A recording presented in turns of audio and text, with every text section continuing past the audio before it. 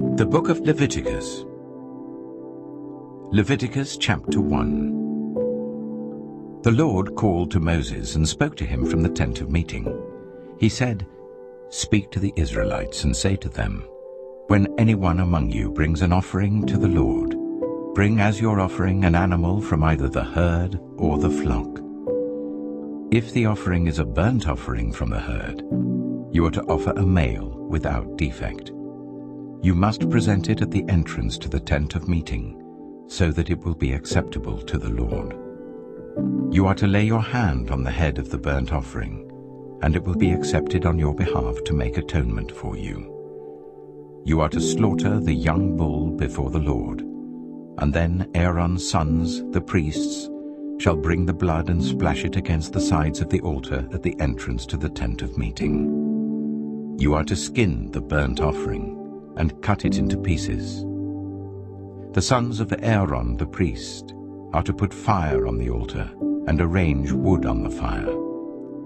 Then Aaron's sons the priests shall arrange the pieces, including the head and the fat, on the wood that is burning on the altar. You are to wash the internal organs and the legs with water, and the priest is to burn all of it on the altar. It is a burnt offering, a food offering, an aroma pleasing to the Lord. If the offering is a burnt offering from the flock, from either the sheep or the goats, you are to offer a male without defect. You are to slaughter it at the north side of the altar before the Lord. And Aaron's sons, the priests, shall splash its blood against the sides of the altar. You are to cut it into pieces, and the priest shall arrange them, including the head and the fat, on the wood that is burning on the altar. You are to wash the internal organs and the legs with water, and the priest is to bring all of them and burn them on the altar. It is a burnt offering, a food offering, an aroma pleasing to the Lord. If the offering to the Lord is a burnt offering of birds, you are to offer a dove or a young pigeon. The priest shall bring it to the altar, wring off the head and burn it on the altar. Its blood shall be drained out on the side of the altar. He is to remove the crop and the feathers and throw them down east of the altar where the ashes are. He shall tear it open by the wings, not dividing it completely, and then the priest shall burn it on the wood that is burning on the altar. It is a burnt offering, a food offering, an aroma pleasing to the Lord. Leviticus chapter 2. When anyone brings a grain offering to the Lord, their offering is to be of the finest flour. They are to pour olive oil on it, put incense on it, and take it to Aaron's sons, the priests. The priest shall take a handful of the flour and oil, together with all the incense, and burn this as a memorial portion on the altar, a food offering, an aroma pleasing to the Lord. The rest of the grain offering belongs to Aaron and his sons. It is a most holy part of the food offerings presented to the Lord. If you bring a grain offering baked in an oven, it is to consist of the finest flour, either thick loaves made without yeast and with olive oil mixed in, or thin loaves made without yeast and brushed with olive oil. If your grain offering is prepared on a griddle, it is to be made of the finest flour mixed with oil and without yeast. Crumble it and pour oil on it. It is a grain offering. If your grain offering is cooked in a pan, it is to be made of the finest flour and some olive oil. Bring the grain offering made of these things to the Lord. Present it to the priest, who shall take it to the altar. He shall take out the memorial portion from the grain offering and burn it on the altar as a food offering, an aroma pleasing to the Lord. The rest of the grain offering belongs to Aaron and his sons. It is a most holy part of the food offerings presented to the Lord. Every grain offering you bring to the Lord must be made without yeast. For you are not to burn any yeast or honey in a food offering presented to the Lord. You may bring them to the Lord as an offering of the first fruits, but they are not to be offered on the altar as a pleasing aroma. Season all your grain offerings with salt. Do not leave the salt of the covenant of your God out of your grain offerings. Add salt to all your offerings.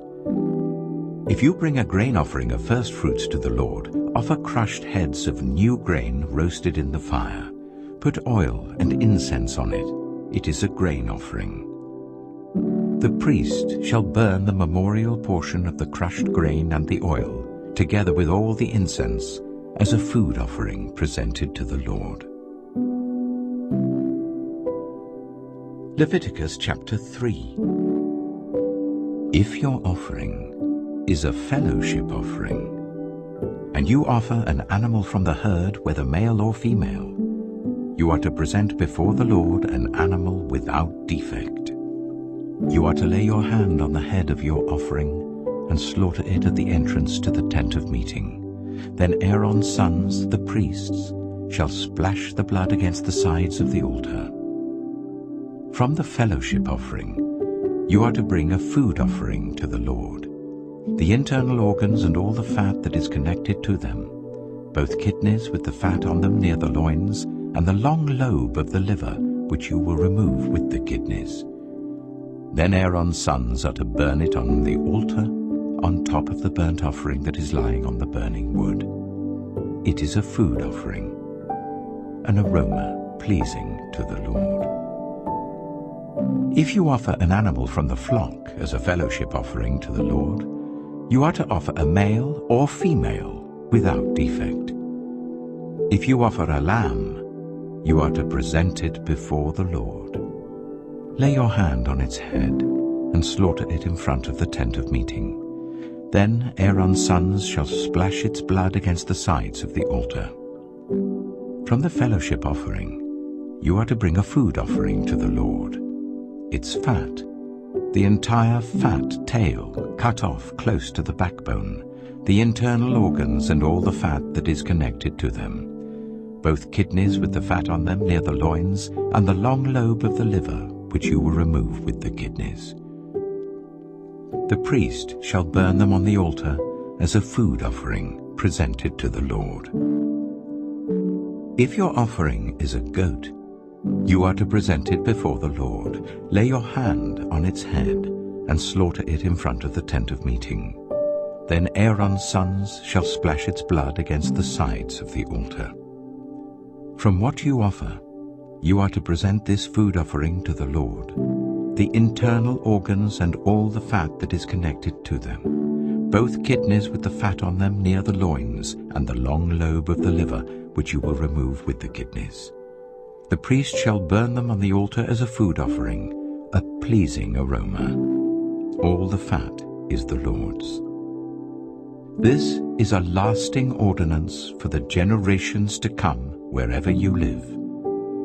You must not eat any fat or any blood. Leviticus chapter 4. The Lord said to Moses, "Say to the Israelites, when anyone sins unintentionally and does what is forbidden in any of the Lord's commands, if the anointed priest sins, bringing guilt on the people, he must bring to the Lord a young bull without defect as a sin offering for the sin he has committed. He is to present the bull at the entrance to the tent of meeting before the Lord. He is to lay his hand on its head and slaughter it there before the Lord. Then the anointed priest shall take some of the bull's blood and carry it to the tent of meeting. He is to dip his finger into the blood and sprinkle some of it 7 times before the Lord in front of the curtain of the sanctuary. The priest shall then put some of the blood on the horns of the altar of fragrant incense that is before the Lord in the tent of meeting. The rest of the bull's blood he shall pour out at the base of the altar of burnt offering at the entrance to the tent of meeting. He shall remove all the fat from the bull of the sin offering, all the fat that is connected to the internal organs, both kidneys with the fat on them near the loins, and the long lobe of the liver which he will remove with the kidneys, just as the fat is removed from the ox sacrificed as a fellowship offering. Then the priest shall burn them on the altar of burnt offering.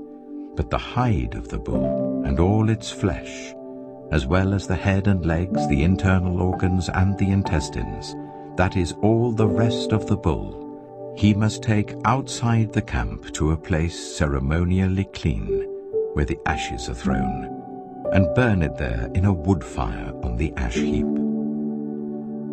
If the whole Israelite community sins unintentionally, and does what is forbidden in any of the Lord's commands, even though the community is unaware of the matter, when they realize their guilt and the sin they committed becomes known, the assembly must bring a young bull as a sin offering and present it before the tent of meeting. The elders of the community are to lay their hands on the bull's head before the Lord, and the bull shall be slaughtered before the Lord. Then the anointed priest is to take some of the bull's blood into the tent of meeting. He shall dip his finger into the blood and sprinkle it before the Lord 7 times in front of the curtain. He is to put some of the blood on the horns of the altar that is before the Lord in the tent of meeting. The rest of the blood he shall pour out at the base of the altar of burnt offering at the entrance to the tent of meeting. He shall remove all the fat from it and burn it on the altar, and do with this bull just as he did with the bull for the sin offering. In this way, the priest will make atonement for the community, and they will be forgiven. Then he shall take the bull outside the camp and burn it as he burned the first bull. This is the sin offering for the community. When a leader sins unintentionally and does what is forbidden in any of the commands of the Lord his God, when he realizes his guilt and the sin he has committed becomes known, he must bring as his offering a male goat without defect. He is to lay his hand on the goat's head and slaughter it at the place where the burnt offering is slaughtered before the Lord. It is a sin offering. Then the priest shall take some of the blood of the sin offering with his finger, and put it on the horns of the altar of burnt offering, and pour out the rest of the blood at the base of the altar.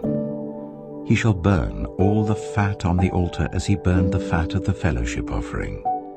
In this way, the priest will make atonement for the leader's sin, and he will be forgiven. If any member of the community sins unintentionally and does what is forbidden in any of the Lord's commands, when they realize their guilt and the sin they have committed becomes known, they must bring as their offering for the sin they committed a female goat without defect. They are to lay their hand on the head of the sin offering and slaughter it at the place of the burnt offering. Then the priest is to take some of the blood with his finger and put it on the horns of the altar of burnt offering and pour out the rest of the blood at the base of the altar. They shall remove all the fat, just as the fat is removed from the fellowship offering, and the priest shall burn it on the altar as an aroma pleasing to the Lord. In this way, the priest will make atonement for them, and they will be forgiven. If someone brings a lamb as their sin offering, they are to bring a female without defect. They are to lay their hand on its head and slaughter it for a sin offering at the place where the burnt offering is slaughtered. Then the priest shall take some of the blood of the sin offering with his finger and put it on the horns of the altar of burnt offering and pour out the rest of the blood at the base of the altar. They shall remove all the fat, just as the fat is removed from the lamb of the fellowship offering, and the priest shall burn it on the altar on top of the food offerings presented to the Lord. In this way, the priest will make atonement for them for the sin they have committed, and they will be forgiven. Leviticus chapter 5. If anyone sins because they do not speak up when they hear a public charge to testify regarding something they have seen or learned about, they will be held responsible. If anyone becomes aware that they are guilty, if they unwittingly touch anything ceremonially unclean, whether the carcass of an unclean animal, wild or domestic, or of any unclean creature that moves along the ground, and they are unaware that they have become unclean, but then they come to realize their guilt, or if they touch human uncleanness, anything that would make them unclean, even though they are unaware of it, but then they learn of it and realize their guilt.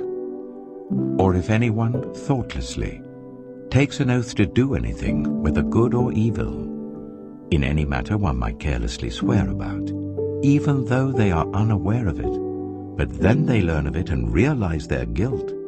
When anyone becomes aware that they are guilty in any of these matters, they must confess in what way they have sinned. As a penalty for the sin they have committed, they must bring to the Lord a female lamb or goat from the flock as a sin offering, and the priest shall make atonement for them for their sin. Anyone who cannot afford a lamb is to bring 2 doves or 2 young pigeons to the Lord as a penalty for their sin, one for a sin offering and the other for a burnt offering. They are to bring them to the priest, who shall first offer the one for the sin offering. He is to wring its head from its neck, not dividing it completely, and is to splash some of the blood of the sin offering against the side of the altar. The rest of the blood must be drained out at the base of the altar. It is a sin offering. The priest shall then offer the other as a burnt offering in the prescribed way, and make atonement for them for the sin they have committed, and they will be forgiven. If, however, they cannot afford 2 doves or 2 young pigeons, they are to bring as an offering for their sin 1/10 of an ephah of the finest flour for a sin offering. They must not put olive oil or incense on it, because it is a sin offering. They are to bring it to the priest, who shall take a handful of it as a memorial portion and burn it on the altar on top of the food offerings presented to the Lord. It is a sin offering. In this way, the priest will make atonement for them for any of these sins they have committed, and they will be forgiven. The rest of the offering will belong to the priest, as in the case of the grain offering. The Lord said to Moses, "When anyone is unfaithful to the Lord by sinning unintentionally in regard to any of the Lord's holy things, they are to bring to the Lord as a penalty a ram from the flock, one without defect and of the proper value in silver according to the sanctuary shekel. It is a guilt offering. They must make restitution for what they have failed to do in regard to the holy things, pay an additional penalty of 1/5 of its value, and give it all to the priest. The priest will make atonement for them with the ram as a guilt offering, and they will be forgiven. If anyone sins and does what is forbidden in any of the Lord's commands, even though they do not know it, they are guilty and will be held responsible. They are to bring to the priest as a guilt offering a ram from the flock, one without defect and of the proper value. In this way the priest will make atonement for them for the wrong they have committed unintentionally, and they will be forgiven. It is a guilt offering. They have been guilty of wrongdoing against the Lord. Leviticus chapter 6. The Lord said to Moses, "If anyone sins and is unfaithful to the Lord by deceiving a neighbor about something entrusted to them, or left in their care, or about something stolen, or if they cheat their neighbor, or if they find lost property and lie about it, or if they swear falsely about any such sin that people may commit, when they sin in any of these ways and realize their guilt, they must return what they have stolen or taken by extortion, or what was entrusted to them, or the lost property they found, or whatever it was they swore falsely about. They must make restitution in full, add 1/5 of the value to it and give it all to the owner on the day they present their guilt offering. And as a penalty, They must bring to the priest, that is, to the Lord, their guilt offering, a ram from the flock, one without defect and of the proper value. In this way the priest will make atonement for them before the Lord, and they will be forgiven for any of the things they did that made them guilty. The Lord said to Moses, "Give Aaron and his sons this command. These are the regulations for the burnt offering. The burnt offering is to remain on the altar hearth throughout the night till morning, and the fire must be kept burning on the altar. The priest shall then put on his linen clothes with linen undergarments next to his body, and shall remove the ashes of the burnt offering that the fire has consumed on the altar and place them beside the altar.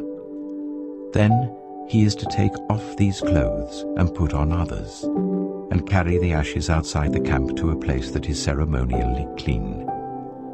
The fire on the altar must be kept burning, it must not go out. Every morning the priest is to add firewood and arrange the burnt offering on the fire and burn the fat of the fellowship offerings on it. The fire must be kept burning on the altar continuously. It must not go out. These are the regulations for the grain offering. Aaron's sons are to bring it before the Lord in front of the altar.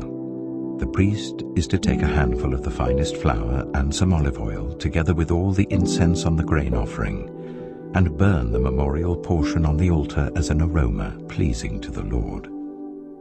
Aaron and his sons shall eat the rest of it, but it is to be eaten without yeast in the sanctuary area. They are to eat it in the courtyard of the tent of meeting. It must not be baked with yeast. I have given it as their share of the food offerings presented to me. Like the sin offering and the guilt offering, it is most holy. Any male descendant of Aaron may eat it. For all generations to come, it is his perpetual share of the food offerings presented to the Lord. Whatever touches it will become holy. The Lord also said to Moses, "This is the offering Aaron and his sons are to bring to the Lord on the day he is anointed. 1/10 of an ephah of the finest flour as a regular grain offering, half of it in the morning and half in the evening. It must be prepared with oil on a griddle. Bring it well mixed and present the grain offering, broken in pieces as an aroma pleasing to the Lord. The son who is to succeed him as an anointed priest shall prepare it. It is the Lord's perpetual share and is to be burned completely. Every grain offering of a priest shall be burned completely. It must not be eaten." The Lord said to Moses, "Say to Aaron and his sons, these are the regulations for the sin offering. The sin offering is to be slaughtered before the Lord in the place where the burnt offering is slaughtered. It is most holy. The priest who offers it shall eat it. It is to be eaten in the sanctuary area in the courtyard of the tent of meeting. Whatever touches any of the flesh will become holy, and if any of the blood is spattered on a garment, you must wash it in the sanctuary area. The clay pot that the meat is cooked in must be broken, but if it is cooked in a bronze pot, the pot is to be scoured and rinsed with water. Any male in a priest's family may eat it. It is most holy. But any sin offering whose blood is brought into the tent of meeting to make atonement in the holy place must not be eaten. It must be burned." Leviticus chapter 7. These are the regulations for the guilt offering, which is most holy. The guilt offering is to be slaughtered in the place where the burnt offering is slaughtered, and its blood is to be splashed against the sides of the altar. All its fat shall be offered, the fat tail and the fat that covers the internal organs, both kidneys with the fat on them near the loins, and the long lobe of the liver, which is to be removed with the kidneys. The priest shall burn them on the altar as a food offering presented to the Lord. It is a guilt offering. Any male in a priest's family may eat it, but it must be eaten in the sanctuary area. It is most holy. The same law applies to both the sin offering and the guilt offering. They belong to the priest, who makes atonement with them. The priest who offers a burnt offering for anyone may keep its hide for himself. Every grain offering baked in an oven or cooked in a pan or on a griddle belongs to the priest who offers it, and every grain offering, whether mixed with olive oil or dry, belongs equally to all the sons of Aaron. These are the regulations for the fellowship offering anyone may present to the Lord. If they offer it as an expression of thankfulness, then along with this thank offering, they are to offer thick loaves made without yeast and with olive oil mixed in, thin loaves made without yeast and brushed with oil, and thick loaves of the finest flour, well kneaded and with oil mixed in. Along with their fellowship offering of thanksgiving, they are to present an offering with thick loaves of bread made with yeast. They are to bring one of each kind as an offering, a contribution to the Lord. It belongs to the priest, who splashes the blood of the fellowship offering against the altar. The meat of their fellowship offering of thanksgiving must be eaten on the day it is offered. They must leave none of it till morning. If, however, their offering is the result of a vow or is a free will offering, the sacrifice shall be eaten on the day they offer it, but anything left over may be eaten on the next day. Any meat of the sacrifice left over till the third day must be burned. If any meat of the fellowship offering is eaten on the third day, the one who offered it will not be accepted. It will not be reckoned to their credit, for it has become impure. The person who eats any of it will be held responsible. Meat that touches anything ceremonially unclean must not be eaten. It must be burned. As for other meat, anyone ceremonially clean may eat it. But if anyone who is unclean eats any meat of the fellowship offering belonging to the Lord, they must be cut off from their people. Anyone who touches something unclean, whether human uncleanness or an unclean animal or an unclean creature that moves along the ground, and then eats any of the meat of the fellowship offering belonging to the Lord, must be cut off from their people. The Lord said to Moses, "Say to the Israelites, do not eat any of the fat of cattle, sheep, or goats. The fat of an animal found dead or torn by wild animals may be used for any other purpose, but you must not eat it. Anyone who eats the fat of an animal from which a food offering may be presented to the Lord must be cut off from their people. And wherever you live, you must not eat the blood of any bird or animal. Anyone who eats blood must be cut off from their people." The Lord said to Moses, "Say to the Israelites, anyone who brings a fellowship offering to the Lord is to bring part of it as their sacrifice to the Lord. With their own hands they are to present the food offering to the Lord. They are to bring the fat together with the breast and wave the breast before the Lord as a wave offering. The priest shall burn the fat on the altar, but the breast belongs to Aaron and his sons. You are to give the right thigh of your fellowship offerings to the priest as a contribution. The son of Aaron, who offers the blood and the fat of the fellowship offering, shall have the right thigh as his share. From the fellowship offerings of the Israelites, I have taken the breast that is waved and the thigh that is presented, and have given them to Aaron the priest and his sons as their perpetual share from the Israelites. This is the portion of the food offerings presented to the Lord that were allotted to Aaron and his sons on the day they were presented to serve the Lord as priests. On the day they were anointed, the Lord commanded that the Israelites give this to them as their perpetual share for the generations to come. These, then, are the regulations for the burnt offering the grain offering, the sin offering, the guilt offering, the ordination offering, and the fellowship offering, which the Lord gave Moses at Mount Sinai, in the desert of Sinai, on the day he commanded the Israelites to bring their offerings to the Lord. Leviticus chapter 8. The Lord said to Moses, "Bring Aaron and his sons, their garments, the anointing oil, the bull for the sin offering, the 2 rams and the basket containing bread made without yeast, and gather the entire assembly at the entrance to the tent of meeting." Moses did as the Lord commanded him, and the assembly gathered at the entrance to the tent of meeting. Moses said to the assembly, "This is what the Lord has commanded to be done." Then Moses brought Aaron and his sons forward and washed them with water. He put the tunic on Aaron, tied the sash around him, clothed him with the robe, and put the ephod on him.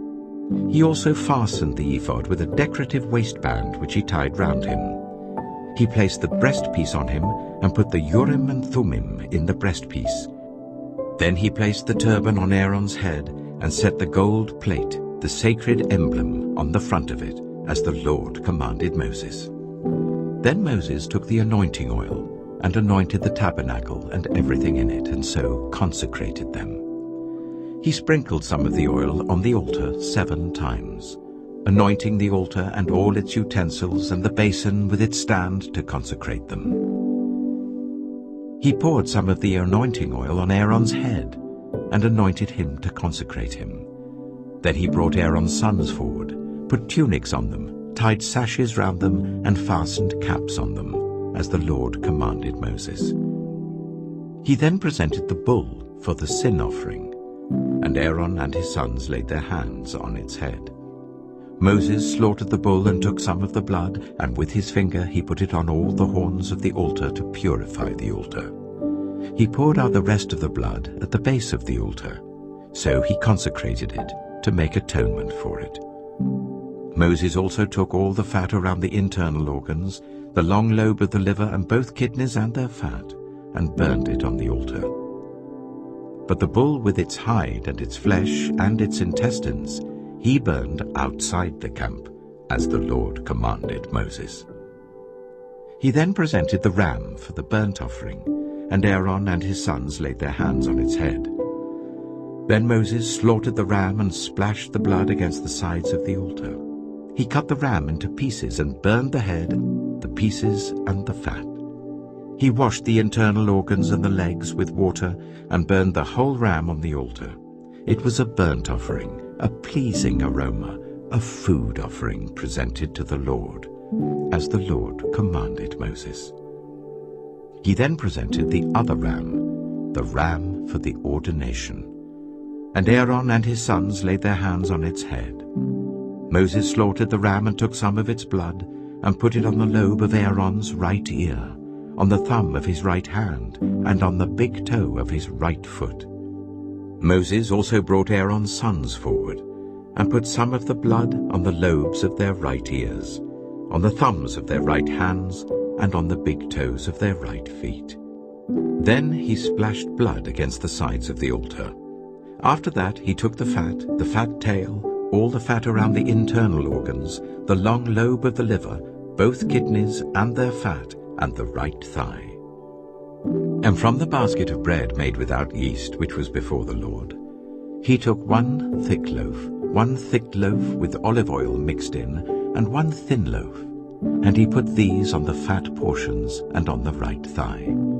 He put all these in the hands of Aaron and his sons, and they waved them before the Lord as a wave offering.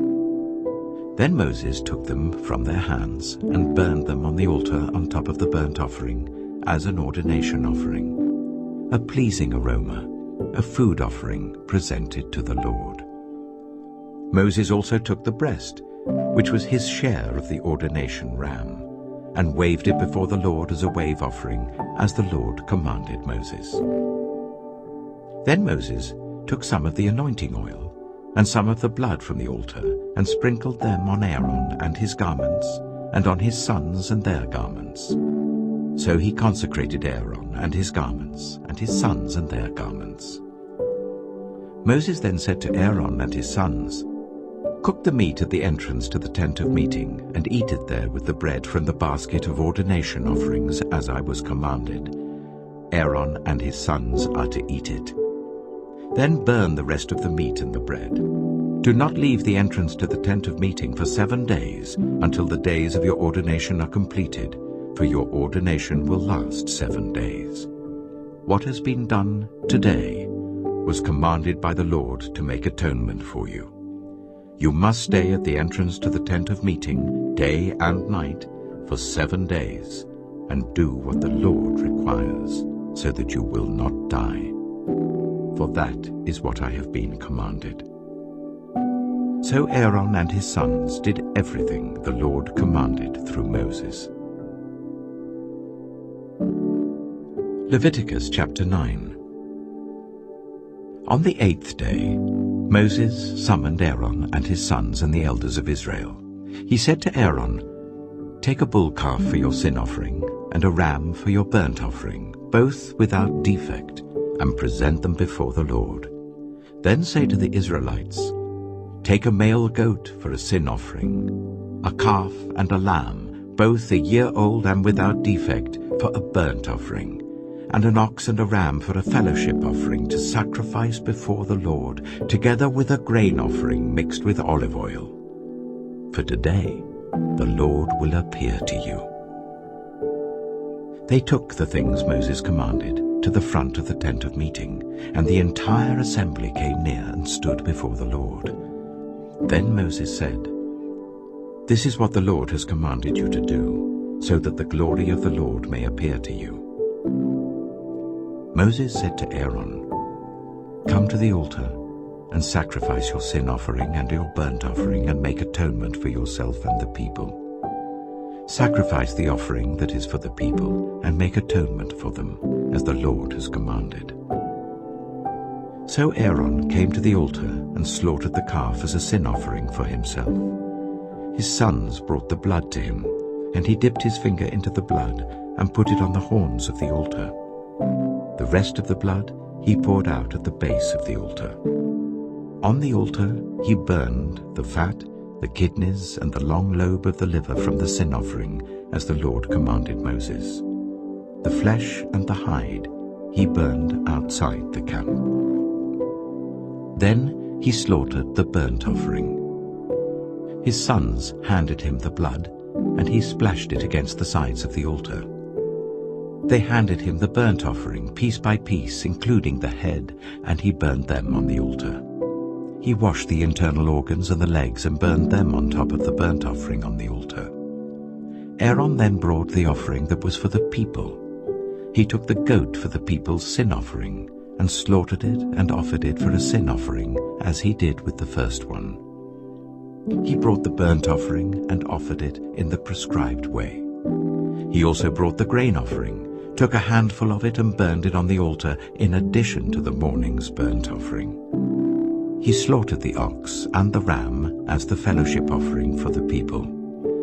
His sons handed him the blood, and he splashed it against the sides of the altar. But the fat portions of the ox and the ram, the fat tail, the layer of fat, the kidneys, and the long lobe of the liver, these they laid on the breasts.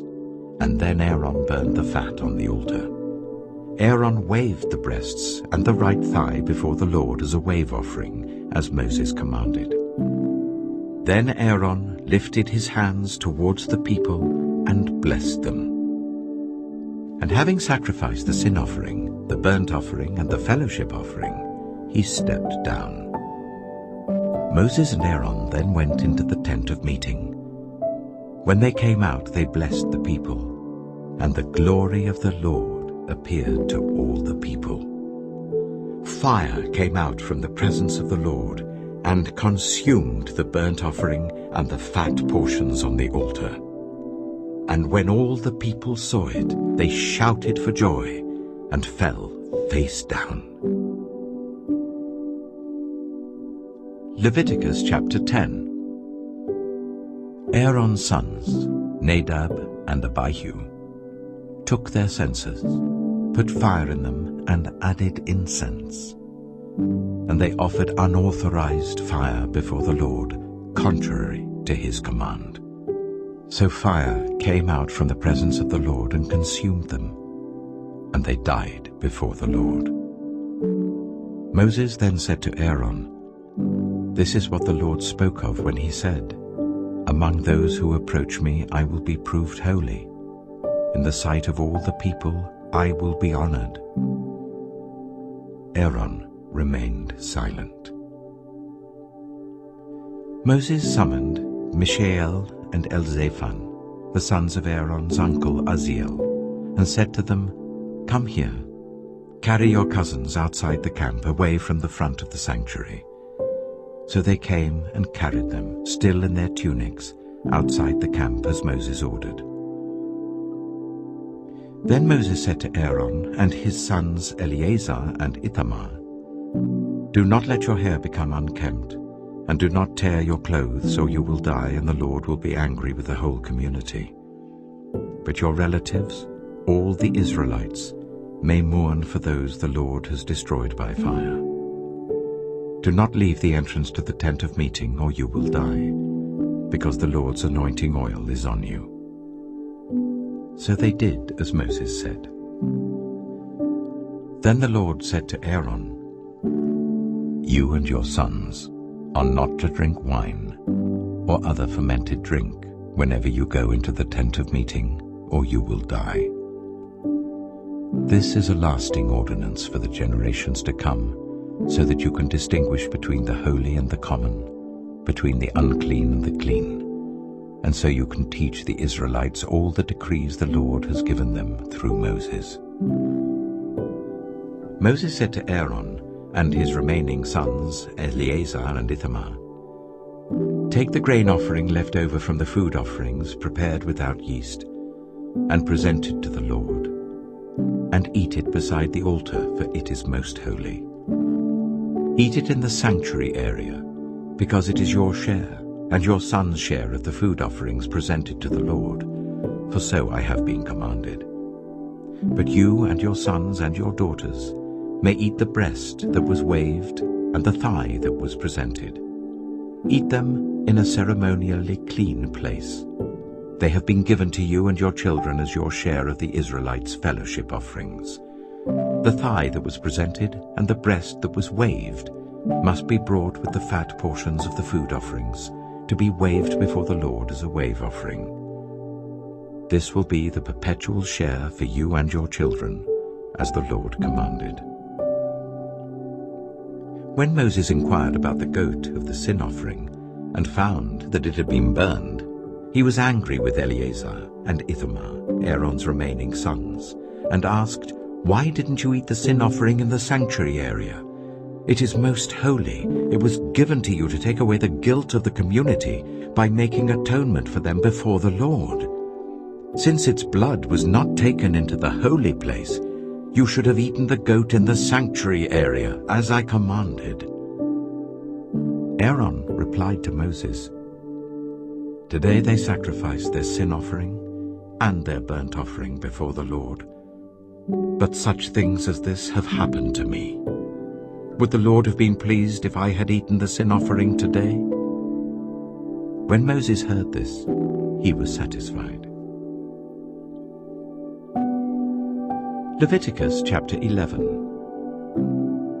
The Lord said to Moses and Aaron, "Say to the Israelites, of all the animals that live on land, these are the ones you may eat. You may eat any animal that has a divided hoof and that chews the cud.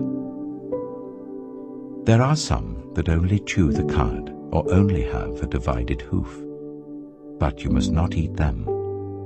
The camel, though it chews the cud, does not have a divided hoof. It is ceremonially unclean for you. The hyrax, though it chews the cud, does not have a divided hoof. It is unclean for you. The rabbit, though it chews the cud, does not have a divided hoof. It is unclean for you. And the pig, though it has a divided hoof, does not chew the cud. It is unclean for you. You must not eat their meat or touch their carcasses. They are unclean for you. Of all the creatures living in the water of the seas and the streams, you may eat any that have fins and scales.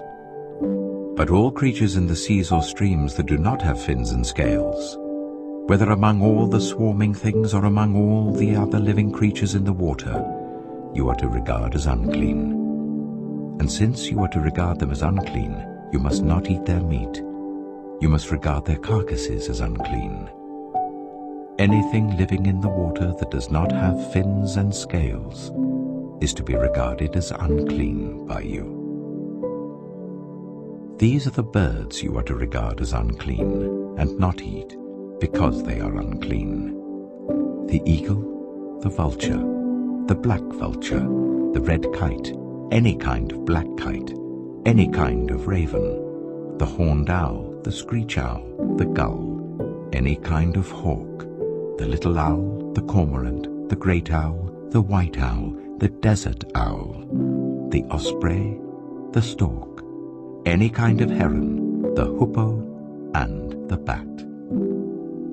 All flying insects that walk on all fours are to be regarded as unclean by you. There are, however, some flying insects that walk on all fours that you may eat. Those that have jointed legs for hopping on the ground. Of these, you may eat any kind of locust, cricket, cicada, or grasshopper. But all other flying insects that have 4 legs, you are to regard as unclean. You will make yourselves unclean by these. Whoever touches their carcass will be unclean till evening. Whoever picks up one of their carcasses must wash their clothes, and they will be unclean till evening. Every animal that does not have a divided hoof, or that does not chew the cud, is unclean for you. Whoever touches the carcass of any of them will be unclean. Of all the animals that walk on all fours, those that walk on their paws are unclean for you. Whoever touches their carcasses will be unclean till evening. Anyone who picks up their carcasses must wash their clothes, and they will be unclean till evening. These animals are unclean for you.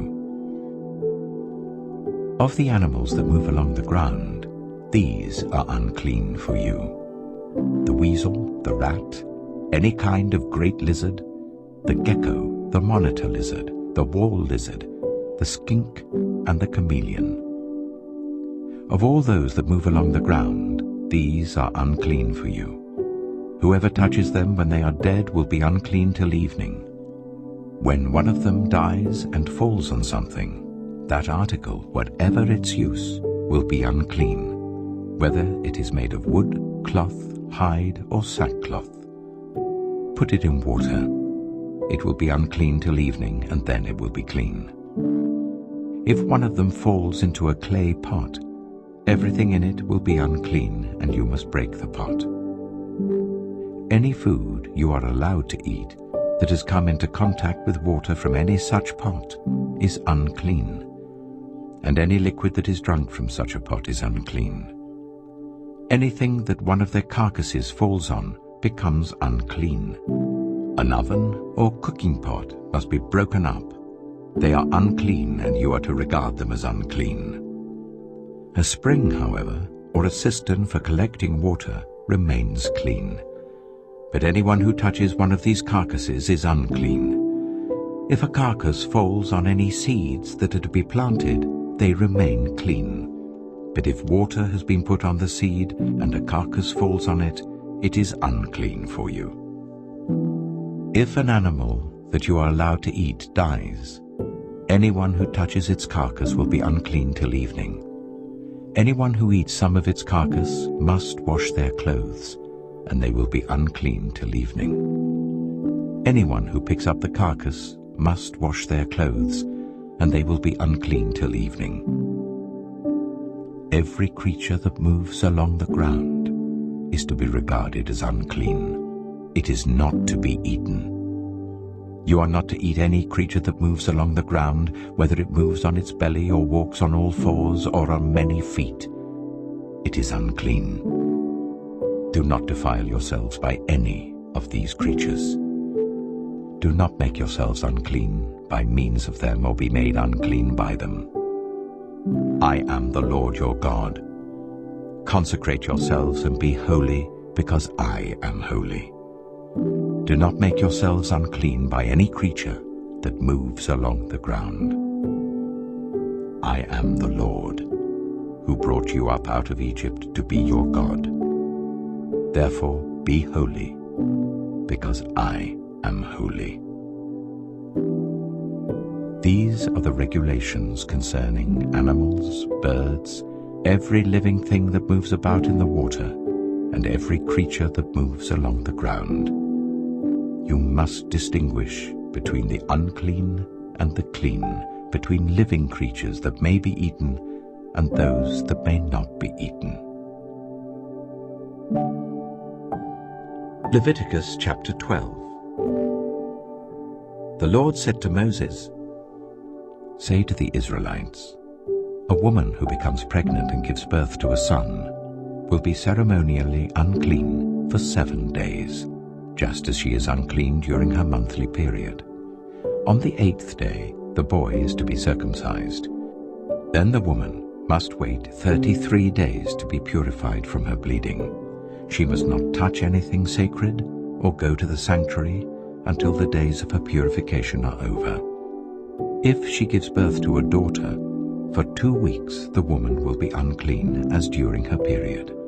Then she must wait 66 days to be purified from her bleeding. When the days of her purification for a son or daughter are over, she is to bring to the priest at the entrance to the tent of meeting a year-old lamb for a burnt offering, and a young pigeon or a dove for a sin offering. He shall offer them before the Lord to make atonement for her, and then she will be ceremonially clean from her flow of blood. These are the regulations for the woman who gives birth to a boy or a girl. But if she cannot afford a lamb, she is to bring 2 doves or 2 young pigeons, one for a burnt offering and the other for a sin offering. In this way, the priest will make atonement for her, and she will be clean. Leviticus chapter 13. The Lord said to Moses and Aaron, "When anyone has a swelling or a rash or a shiny spot on their skin that may be a defiling skin disease, they must be brought to Aaron the priest or to one of his sons who is a priest. The priest is to examine the sore on the skin, and if the hair in the sore has turned white, and the sore appears to be more than skin deep, it is a defiling skin disease. When the priest examines that person, he shall pronounce them ceremonially unclean. If the shiny spot on the skin is white but does not appear to be more than skin deep, and the hair in it has not turned white, the priest is to isolate the affected person for 7 days. On the 7th day, the priest is to examine them. And if he sees that the sore is unchanged and has not spread in the skin, he is to isolate them for another 7 days. On the 7th day, the priest is to examine them again. And if the sore has faded and has not spread in the skin, the priest shall pronounce them clean. It is only a rash. They must wash their clothes, and they will be clean. But if the rash does spread in their skin after they have shown themselves to the priest to be pronounced clean, they must appear before the priest again.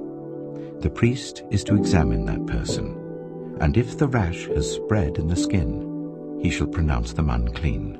It is a defiling skin disease. When anyone has a defiling skin disease, they must be brought to the priest. The priest is to examine them, and if there is a white swelling in the skin that has turned the hair white, and if there is raw flesh in the swelling, it is a chronic skin disease, and the priest shall pronounce them unclean. He is not to isolate them, because they are already unclean.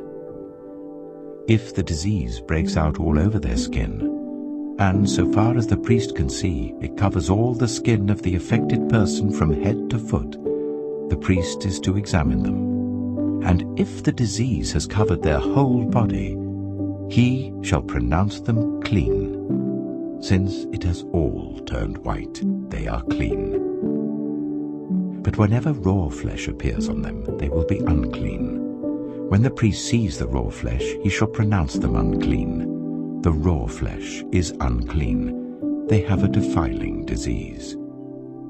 If the raw flesh changes and turns white, they must go to the priest. The priest is to examine them, and if the sores have turned white, the priest shall pronounce the affected person clean. Then they will be clean. When someone has a boil on their skin and it heals, and in the place where the boil was a white swelling or reddish white spot appears, they must present themselves to the priest. The priest is to examine it, and if it appears to be more than skin deep and the hair in it has turned white, the priest shall pronounce that person unclean. It is a defiling skin disease that has broken out where the boil was. But if, when the priest examines it, there is no white hair in it, and it is not more than skin deep and has faded, then the priest is to isolate them for 7 days. If it is spreading in the skin, the priest shall pronounce them unclean. It is a defiling disease. But if the spot is unchanged and has not spread, it is only a scar from the boil, and the priest shall pronounce them clean. When someone has a burn on their skin, and a reddish white or white spot appears in the raw flesh of the burn, the priest is to examine the spot, and if the hair in it has turned white, and it appears to be more than skin deep, it is a defiling disease that has broken out in the burn. The priest shall pronounce them unclean. It is a defiling skin disease. But if the priest examines it, and there is no white hair in the spot, and if it is not more than skin deep and has faded, then the priest is to isolate them for 7 days. On the 7th day, the priest is to examine that person. And if it is spreading in the skin, the priest shall pronounce them unclean. It is a defiling skin disease.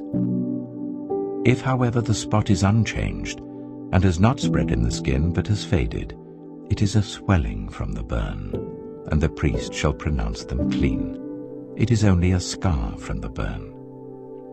If a man or woman has a sore on their head or chin, the priest is to examine the sore, and if it appears to be more than skin deep and the hair in it is yellow and thin, the priest shall pronounce them unclean. It is a defiling skin disease on the head or chin. But if, when the priest examines the sore, it does not seem to be more than skin deep and there is no black hair in it, then the priest is to isolate the affected person for 7 days. On the 7th day, the priest is to examine the sore, and if it has not spread and there is no yellow hair in it, and it does not appear to be more than skin deep, then the man or woman must shave themselves, except for the affected area, and the priest is to keep them isolated another 7 days. On the 7th day, the priest is to examine the sore, and if it has not spread in the skin and appears to be no more than skin deep, the priest shall pronounce them clean. They must wash their clothes, and they will be clean. But if the sore does spread in the skin after they are pronounced clean, the priest is to examine them, and if he finds that the sore has spread in the skin, he does not need to look for yellow hair. They are unclean. If, however, the sore is unchanged so far as the priest can see, and if black hair has grown in it, the affected person is healed. They are clean, and the priest shall pronounce them clean. When a man or woman has white spots on the skin, the priest is to examine them, and if the spots are dull white, it is a harmless rash that has broken out on the skin. They are clean. A man who has lost his hair and is bald is clean. If he has lost his hair from the front of his scalp and has a bald forehead, he is clean. But if he has a reddish-white sore on his bald head or forehead, it is a defiling disease breaking out on his head or forehead. The priest is to examine him, and if the swollen sore on his head or forehead is reddish-white like a defiling skin disease, the man is diseased and is unclean. The priest shall pronounce him unclean because of the sore on his head. Anyone with such a defiling disease must wear torn clothes, let their hair be unkempt, cover the lower part of their face and cry out, "Unclean, unclean." As long as they have the disease, they remain unclean. They must live alone. They must live outside the camp.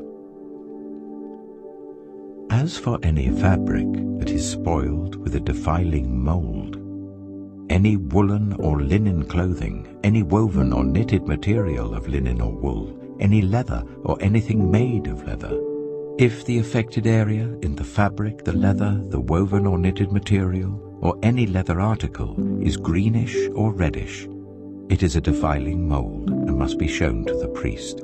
The priest is to examine the affected area and isolate the article for 7 days. On the 7th day he is to examine it, and if the mold has spread in the fabric, the woven or knitted material, or the leather, whatever its use, it is a persistent, defiling mold. The article is unclean. He must burn the fabric, the woven or knitted material of wool or linen, or any leather article that has been spoiled, because the defiling mold is persistent. The article must be burned. But if when the priest examines it, the mold has not spread in the fabric, the woven or knitted material, or the leather article, he shall order that the spoiled article be washed. Then he is to isolate it for another 7 days. After the article has been washed, the priest is to examine it again. And if the mold has not changed its appearance, even though it has not spread, it is unclean. Burn it, no matter which side of the fabric has been spoiled. If, when the priest examines it, the mold has faded after the article has been washed, he is to tear the spoiled part out of the fabric, the leather, or the woven or knitted material. But if it reappears in the fabric, in the woven or knitted material, or in the leather article, it is a spreading mold. Whatever has the mold must be burned. Any fabric, woven or knitted material, or any leather article that has been washed and is rid of the mold must be washed again. Then it will be clean. These are the regulations concerning defiling molds in woolen or linen clothing, woven or knitted material, or any leather article, for pronouncing them clean or unclean. Leviticus chapter 14. The Lord said to Moses, "These are the regulations for any diseased person at the time of their ceremonial cleansing when they are brought to the priest. The priest is to go outside the camp and examine them. If they have been healed of their defiling skin disease, the priest shall order that 2 live clean birds and some cedar wood, scarlet yarn and hyssop be brought for the person to be cleansed. Then the priest shall order that one of the birds be killed over fresh water in a clay pot. He is then to take the live bird and dip it, together with the cedar wood, the scarlet yarn and the hyssop, into the blood of the bird that was killed over the fresh water. 7 times he shall sprinkle the one to be cleansed of the defiling disease, and then pronounce them clean. After that, he is to release the live bird in the open fields. The person to be cleansed must wash their clothes, shave off all their hair and bathe with water. Then they will be ceremonially clean. After this they may come into the camp, but they must stay outside their tent for 7 days.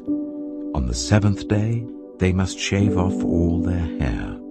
They must shave their head, their beard, their eyebrows, and the rest of their hair. They must wash their clothes and bathe themselves with water, and they will be clean. On the 8th day, they must bring 2 male lambs and 1 ewe lamb, a year old, each without defect, along with 3/10 of an ephah of the finest flour mixed with olive oil for a grain offering, and 1 log of oil. The priest who pronounces them clean shall present both the one to be cleansed and their offerings before the Lord at the entrance to the tent of meeting. Then the priest is to take one of the male lambs and offer it as a guilt offering, along with a log of oil. He shall wave them before the Lord as a wave offering. He is to slaughter the lamb in the sanctuary area where the sin offering and the burnt offering are slaughtered. Like the sin offering, the guilt offering belongs to the priest. It is most holy. The priest is to take some of the blood of the guilt offering and put it on the lobe of the right ear of the one to be cleansed, on the thumb of their right hand, and on the big toe of their right foot. The priest shall then take some of the log of oil, pour it in the palm of his own left hand, dip his right forefinger into the oil in his palm, and with his finger sprinkle some of it before the Lord 7 times. The priest is to put some of the oil remaining in his palm on the lobe of the right ear of the one to be cleansed, on the thumb of their right hand, and on the big toe of their right foot, on top of the blood of the guilt offering. The rest of the oil in his palm the priest shall put on the head of the one to be cleansed and make atonement for them before the Lord. Then the priest is to sacrifice the sin offering and make atonement for the one to be cleansed from their uncleanness. After that, the priest shall slaughter the burnt offering and offer it on the altar, together with the grain offering, and make atonement for them, and they will be clean. If, however, they are poor and cannot afford these, they must take one male lamb as a guilt offering to be waved to make atonement for them, together with 1/10 of an ephah of the finest flour mixed with olive oil for a grain offering, a log of oil, and 2 doves or 2 young pigeons, such as they can afford, one for a sin offering and the other for a burnt offering. On the 8th day, they must bring them for their cleansing to the priest at the entrance to the tent of meeting before the Lord. The priest is to take the lamb for the guilt offering together with the log of oil and wave them before the Lord as a wave offering. He shall slaughter the lamb for the guilt offering and take some of its blood and put it on the lobe of the right ear of the one to be cleansed, on the thumb of their right hand, and on the big toe of their right foot. The priest is to pour some of the oil into the palm of his own left hand, and with his right forefinger sprinkle some of the oil from his palm 7 times before the Lord. Some of the oil in his palm he is to put on the same places he put the blood of the guilt offering, on the lobe of the right ear of the one to be cleansed, on the thumb of their right hand, and on the big toe of their right foot. The rest of the oil in his palm the priest shall put on the head of the one to be cleansed to make atonement for them before the Lord. Then he shall sacrifice the doves or the young pigeons, such as the person can afford, one as a sin offering and the other as a burnt offering, together with the grain offering. In this way, the priest will make atonement before the Lord on behalf of the one to be cleansed. These are the regulations for anyone who has a defiling skin disease and who cannot afford the usual offerings for their cleansing. The Lord said to Moses and Aaron, "When you enter the land of Canaan, which I am giving you as your possession, and I put a spreading mold in a house in that land, the owner of the house must go and tell the priest, 'I have seen something that looks like a defiling mold in my house.' The priest is to order the house to be emptied before he goes in to examine the mold, so that nothing in the house will be pronounced unclean. After this, the priest is to go in and inspect the house. He is to examine the mold on the walls, and if it has greenish or reddish depressions that appear to be deeper than the surface of the wall, the priest shall go out of the doorway of the house and close it up for 7 days. On the 7th day, the priest shall return to inspect the house. If the mold has spread on the walls, he is to order that the contaminated stones be torn out and thrown into an unclean place outside the town. He must have all the inside walls of the house scraped, and the material that is scraped off dumped into an unclean place outside the town. Then they are to take other stones to replace these, and to take new clay and plaster the house. If the defiling mold reappears in the house after the stones have been torn out and the house scraped and plastered, the priest is to go and examine it. And if the mold has spread in the house, it is a persistent defiling mold. The house is unclean. It must be torn down, its stones, timbers, and all the plaster, and taken out of the town to an unclean place. Anyone who goes into the house while it is closed up will be unclean till evening. Anyone who sleeps or eats in the house must wash their clothes. But if the priest comes to examine it and the mold has not spread after the house has been plastered, he shall pronounce the house clean because the defiling mold is gone.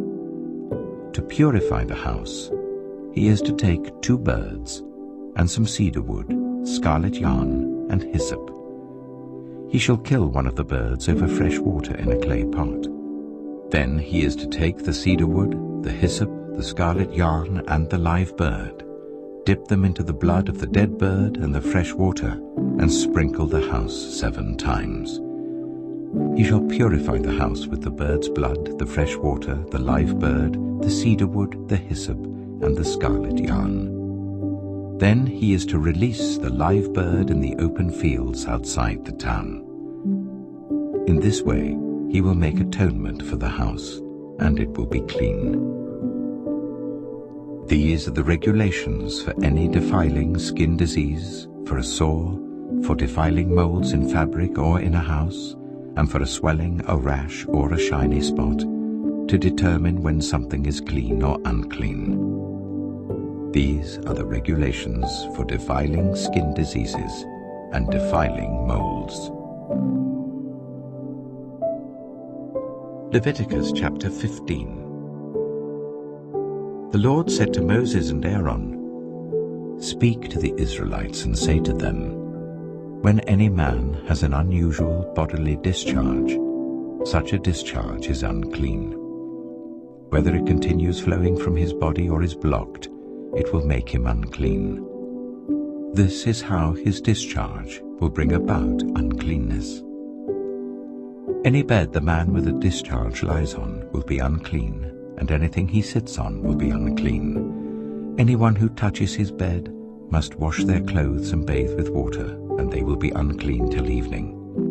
Whoever sits on anything that the man with the discharge sat on must wash their clothes and bathe with water, and they will be unclean till evening. Whoever touches the man who has a discharge must wash their clothes and bathe with water, and they will be unclean till evening. If the man with the discharge spits on anyone who is clean, they must wash their clothes and bathe with water, and they will be unclean till evening.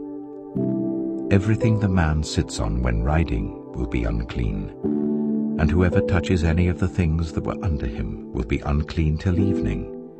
Whoever picks up those things must wash their clothes and bathe with water, and they will be unclean till evening. Anyone the man with a discharge touches without rinsing his hands with water must wash their clothes and bathe with water, and they will be unclean till evening. A clay pot that the man touches must be broken, and any wooden article is to be rinsed with water. When a man is cleansed from his discharge, he is to count 7 days for his ceremonial cleansing. He must wash his clothes and bathe himself with fresh water, and he will be clean. On the 8th day, he must take 2 doves or 2 young pigeons and come before the Lord to the entrance to the tent of meeting and give them to the priest. The priest is to sacrifice them, the one for a sin offering and the other for a burnt offering. In this way, he will make atonement before the Lord for the man because of his discharge. When a man has an emission of semen, he must bathe his whole body with water, and he will be unclean till evening. Any clothing or leather that has semen on it must be washed with water, and it will be unclean till evening. When a man has sexual relations with a woman, and there is an emission of semen, both of them must bathe with water, and they will be unclean till evening. When a woman has her regular flow of blood, the impurity of her monthly period will last 7 days, and anyone who touches her will be unclean till evening. Anything she lies on during her period will be unclean, and anything she sits on will be unclean. Anyone who touches her bed will be unclean. They must wash their clothes and bathe with water, and they will be unclean till evening. Anyone who touches anything she sits on will be unclean. They must wash their clothes and bathe with water, and they will be unclean till evening. Whether it is the bed or anything she was sitting on, when anyone touches it, they will be unclean till evening. If a man has sexual relations with her, and her monthly flow touches him, he will be unclean for 7 days. Any bed he lies on will be unclean. When a woman has a discharge of blood for many days at a time other than her monthly period, or has a discharge that continues beyond her period, she will be unclean as long as she has the discharge, just as in the days of her period. Any bed she lies on while her discharge continues will be unclean, as is her bed during her monthly period, and anything she sits on will be unclean, as during her period. Anyone who touches them will be unclean. They must wash their clothes and bathe with water, and they will be unclean till evening. When she is cleansed from her discharge, she must count 7 days, and after that she will be ceremonially clean. On the 8th day she must take 2 doves or 2 young pigeons and bring them to the priest at the entrance to the tent of meeting. The priest is to sacrifice one for a sin offering and the other for a burnt offering. In this way he will make atonement for her before the Lord for the uncleanness of her discharge. You must keep the Israelites separate from things that make them unclean, so they will not die in their uncleanness for defiling my dwelling place which is among them. These are the regulations for a man with a discharge, for anyone made unclean by an emission of semen, for a woman in her monthly period, for a man or woman with a discharge, and for a man who has sexual relations with a woman who is ceremonially unclean. Leviticus chapter 16. The Lord spoke to Moses after the death of the 2 sons of Aaron, who died when they approached the Lord. The Lord said to Moses, "Tell your brother Aaron that he is not to come whenever he chooses into the most holy place behind the curtain in front of the atonement cover on the ark, or else he will die. For I will appear in the cloud over the atonement cover." This is how Aaron is to enter the most holy place. He must first bring a young bull for a sin offering and a ram for a burnt offering. He is to put on the sacred linen tunic with linen undergarments next to his body. He is to tie the linen sash round him and put on the linen turban. These are sacred garments, so he must bathe himself with water before he puts them on. From the Israelite community, he is to take 2 male goats for a sin offering and a ram for a burnt offering. Aaron is to offer the bull for his own sin offering, to make atonement for himself and his household. Then he is to take the 2 goats and present them before the Lord at the entrance to the tent of meeting. He is to cast lots for the 2 goats, 1 lot for the Lord, the other for the scapegoat. Aaron shall bring the goat whose lot falls to the Lord and sacrifice it for a sin offering. But the goat chosen by lot as the scapegoat shall be presented alive before the Lord, to be used for making atonement by sending it into the wilderness as a scapegoat. Aaron shall bring the bull for his own sin offering to make atonement for himself and his household, and he is to slaughter the bull for his own sin offering. He is to take a censer full of burning coals from the altar before the Lord, and 2 handfuls of finely ground fragrant incense, and take them behind the curtain. He is to put the incense on the fire before the Lord, and the smoke of the incense will conceal the atonement cover above the tablets of the covenant law, so that he will not die. He is to take some of the bull's blood and with his finger sprinkle it on the front of the atonement cover. Then he shall sprinkle some of it with his finger 7 times before the atonement cover. He shall then slaughter the goat for the sin offering for the people, and take its blood behind the curtain and do with it as he did with the bull's blood. He shall sprinkle it on the atonement cover and in front of it.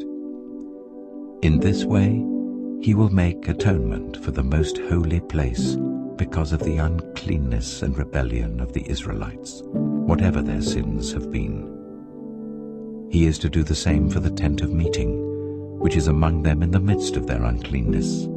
No one is to be in the tent of meeting from the time Aaron goes in to make atonement in the most holy place until he comes out, having made atonement for himself, his household, and the whole community of Israel. Then he shall come out to the altar that is before the Lord and make atonement for it. He shall take some of the bull's blood and some of the goat's blood and put it on all the horns of the altar. He shall sprinkle some of the blood on it with his finger 7 times to cleanse it and consecrate it from the uncleanness of the Israelites. When Aaron has finished making atonement for the most holy place, the tent of meeting and the altar, he shall bring forward the live goat. He is to lay both hands on the head of the live goat and confess over it all the wickedness and rebellion of the Israelites, all their sins, and put them on the goat's head. He shall send the goat away into the wilderness in the care of someone appointed for the task. The goat will carry on itself all their sins to a remote place, and the man shall release it in the wilderness. Then Aaron is to go into the tent of meeting and take off the linen garments he put on before he entered the most holy place, and he is to leave them there. He shall bathe himself with water in the sanctuary area and put on his ordinary garments. Then he shall come out and sacrifice the burnt offering for himself and the burnt offering for the people, to make atonement for himself and the people. He shall also burn the fat of the sin offering on the altar. The man who releases the goat as a scapegoat must wash his clothes and bathe himself with water. Afterwards he may come into the camp. The bull and the goat for the sin offerings, whose blood was brought into the most holy place to make atonement, must be taken outside the camp. Their hides, flesh, and intestines are to be burned. The man who burns them must wash his clothes and bathe himself with water. Afterwards he may come into the camp. This is to be a lasting ordinance for you. On the 10th day of the 7th month, you must deny yourselves and not do any work, whether native-born or a foreigner residing among you, because on this day atonement will be made for you to cleanse you. Then before the Lord you will be clean from all your sins. It is a day of Sabbath rest, and you must deny yourselves. It is a lasting ordinance. The priest who is anointed and ordained to succeed his father as high priest is to make atonement. He is to put on the sacred linen garments and make atonement for the most holy place, for the tent of meeting and the altar, and for the priests and all the members of the community. This is to be a lasting ordinance for you. Atonement is to be made once a year for all the sins of the Israelites. And it was done as the Lord commanded Moses. Leviticus chapter 17. The Lord said to Moses, "Speak to Aaron and his sons, and to all the Israelites, and say to them, This is what the Lord has commanded. Any Israelite who sacrifices an ox, a lamb, or a goat in the camp or outside it, instead of bringing it to the entrance to the tent of meeting to present it as an offering to the Lord in front of the tabernacle of the Lord, that person shall be considered guilty of bloodshed. They have shed blood and must be cut off from their people. This is so that the Israelites will bring to the Lord the sacrifices they are now making in the open fields. They must bring them to the priest, that is, to the Lord, at the entrance to the tent of meeting, and sacrifice them as fellowship offerings. The priest is to splash the blood against the altar of the Lord at the entrance to the tent of meeting, and burn the fat as an aroma pleasing to the Lord. They must no longer offer any of their sacrifices to the goat idols to whom they prostitute themselves.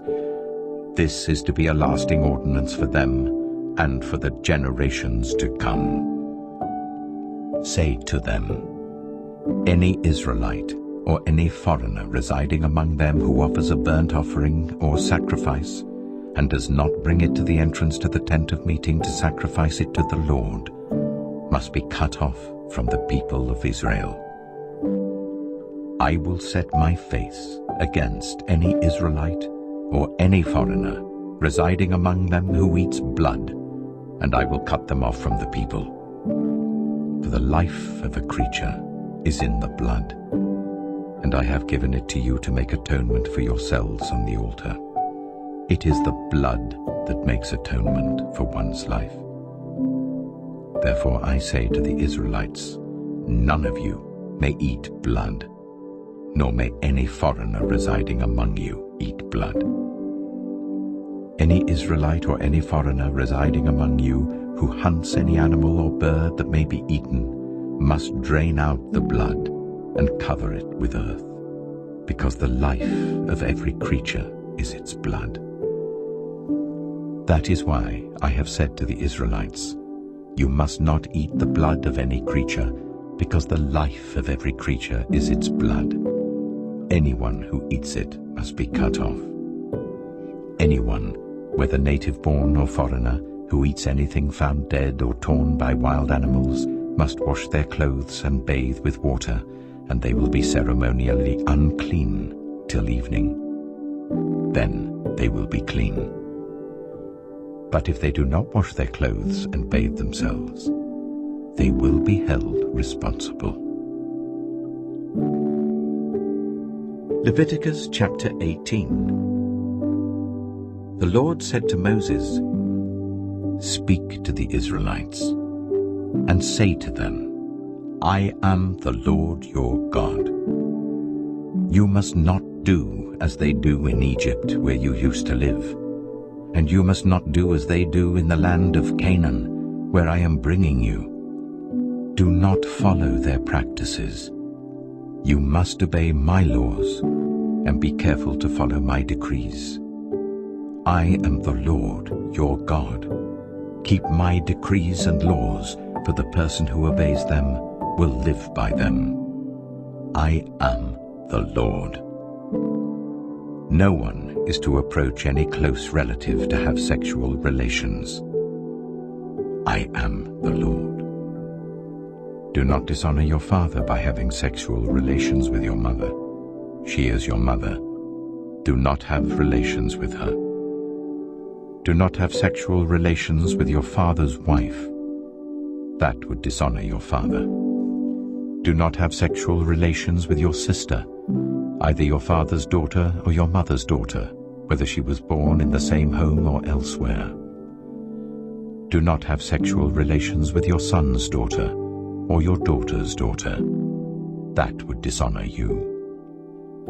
Do not have sexual relations with the daughter of your father's wife born to your father. She is your sister. Do not have sexual relations with your father's sister. She is your father's close relative. Do not have sexual relations with your mother's sister, because she is your mother's close relative. Do not dishonor your father's brother by approaching his wife to have sexual relations. She is your aunt. Do not have sexual relations with your daughter-in-law. She is your son's wife. Do not have relations with her. Do not have sexual relations with your brother's wife. That would dishonor your brother. Do not have sexual relations with both a woman and her daughter. Do not have sexual relations with either her son's daughter or her daughter's daughter. They are her close relatives. That is wickedness.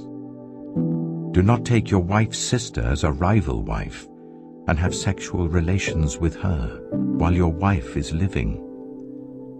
Do not approach a woman to have sexual relations during the uncleanness of her monthly period. Do not have sexual relations with your neighbor's wife and defile yourself with her. Do not give any of your children to be sacrificed to Moloch, for you must not profane the name of your God. I am the Lord.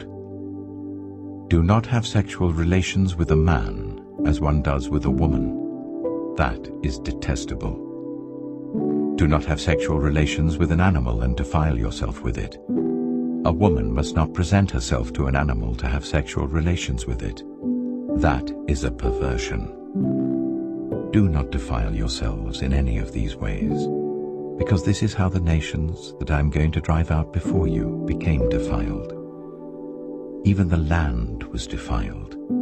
So I punished it for its sin, and the land vomited out its inhabitants.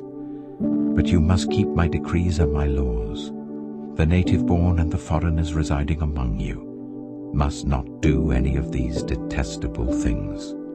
For all these were done by the people who lived in the land before you, and the land became defiled. And if you defile the land, it will vomit you out as it vomited out the nations that were before you. Everyone who does any of these detestable things, such persons must be cut off from their people. Keep my requirements, and do not follow any of the detestable customs that were practiced before you came, and do not defile yourselves with them. I am the Lord your God. Leviticus chapter 19. The Lord said to Moses, "Speak to the entire assembly of Israel and say to them, 'Be holy, because I, the Lord your God, am holy. Each of you must respect your mother and father, and you must observe my Sabbaths. I am the Lord your God. Do not turn to idols or make metal gods for yourselves. I am the Lord your God. When you sacrifice a fellowship offering to the Lord, sacrifice it in such a way that it will be accepted on your behalf. It shall be eaten on the day you sacrifice it or on the next day. Anything left over until the third day must be burned. If any of it is eaten on the third day, it is impure and will not be accepted. Whoever eats it will be held responsible because they have desecrated what is holy to the Lord. They must be cut off from their people. When you reap the harvest of your land, do not reap to the very edges of your field or gather the gleanings of your harvest. Do not go over your vineyard a second time or pick up the grapes that have fallen. Leave them for the poor and the foreigner. I am the Lord your God. Do not steal. Do not lie. Do not deceive one another. Do not swear falsely by my name and so profane the name of your God. I am the Lord. Do not defraud or rob your neighbor. Do not hold back the wages of a hired worker overnight. Do not curse the deaf or put a stumbling block in front of the blind, but fear your God. I am the Lord. Do not pervert justice. Do not show partiality to the poor or favoritism to the great, but judge your neighbor fairly. Do not go about spreading slander among your people. Do not do anything that endangers your neighbor's life. I am the Lord. Do not hate a fellow Israelite in your heart. Rebuke your neighbor frankly, so that you will not share in their guilt. Do not seek revenge or bear a grudge against anyone among your people, but love your neighbor as yourself. I am the Lord. Keep my decrees. Do not mate different kinds of animals. Do not plant your field with two kinds of seed. Do not wear clothing woven of two kinds of material. If a man sleeps with a female slave who is promised to another man, but who has not been ransomed or given her freedom, there must be due punishment. Yet they are not to be put to death because she had not been freed. The man, however, must bring a ram to the entrance to the tent of meeting for a guilt offering to the Lord. With the ram of the guilt offering, the priest is to make atonement for him before the Lord for the sin he has committed, and his sin will be forgiven. When you enter the land and plant any kind of fruit tree, regard its fruit as forbidden. For 3 years you are to consider it forbidden. It must not be eaten. In the 4th year, all its fruit will be holy, an offering of praise to the Lord. But in the 5th year, you may eat its fruit. In this way your harvest will be increased. I am the Lord your God. Do not eat any meat with the blood still in it.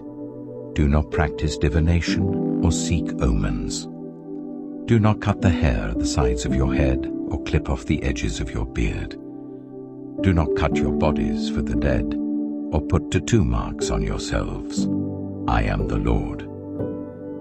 Do not degrade your daughter by making her a prostitute, or the land will turn to prostitution and be filled with wickedness. Observe my Sabbaths and have reverence for my sanctuary. I am the Lord. Do not turn to mediums or seek out spiritists, for you will be defiled by them. I am the Lord your God. Stand up in the presence of the aged.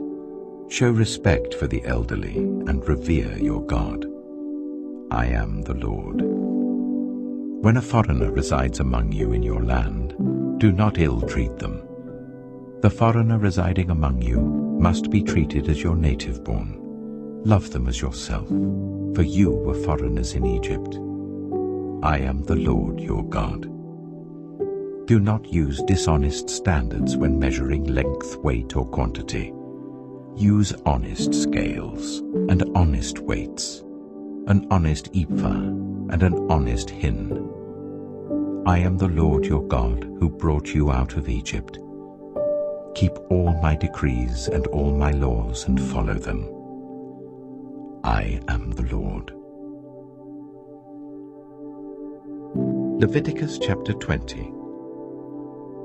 The Lord said to Moses, "Say to the Israelites, any Israelite or any foreigner residing in Israel who sacrifices any of his children to Moloch is to be put to death. The members of the community are to stone him. I myself will set my face against him and will cut him off from his people, for by sacrificing his children to Moloch, he has defiled my sanctuary and profaned my holy name. If the members of the community close their eyes when that man sacrifices one of his children to Moloch, and if they fail to put him to death, I myself will set my face against him and his family, and will cut them off from their people, together with all who follow him in prostituting themselves to Moloch. I will set my face against anyone who turns to mediums and spiritists to prostitute themselves by following them, and I will cut them off from their people. Consecrate yourselves and be holy, because I am the Lord your God. Keep my decrees and follow them. I am the Lord who makes you holy. Anyone who curses their father or mother is to be put to death. Because they have cursed their father or mother, their blood will be on their own head. If a man commits adultery with another man's wife, with the wife of his neighbor, both the adulterer and the adulteress are to be put to death. If a man has sexual relations with his father's wife, he has dishonored his father. Both the man and the woman are to be put to death. Their blood will be on their own heads. If a man has sexual relations with his daughter-in-law, both of them are to be put to death. What they have done is a perversion. Their blood will be on their own heads.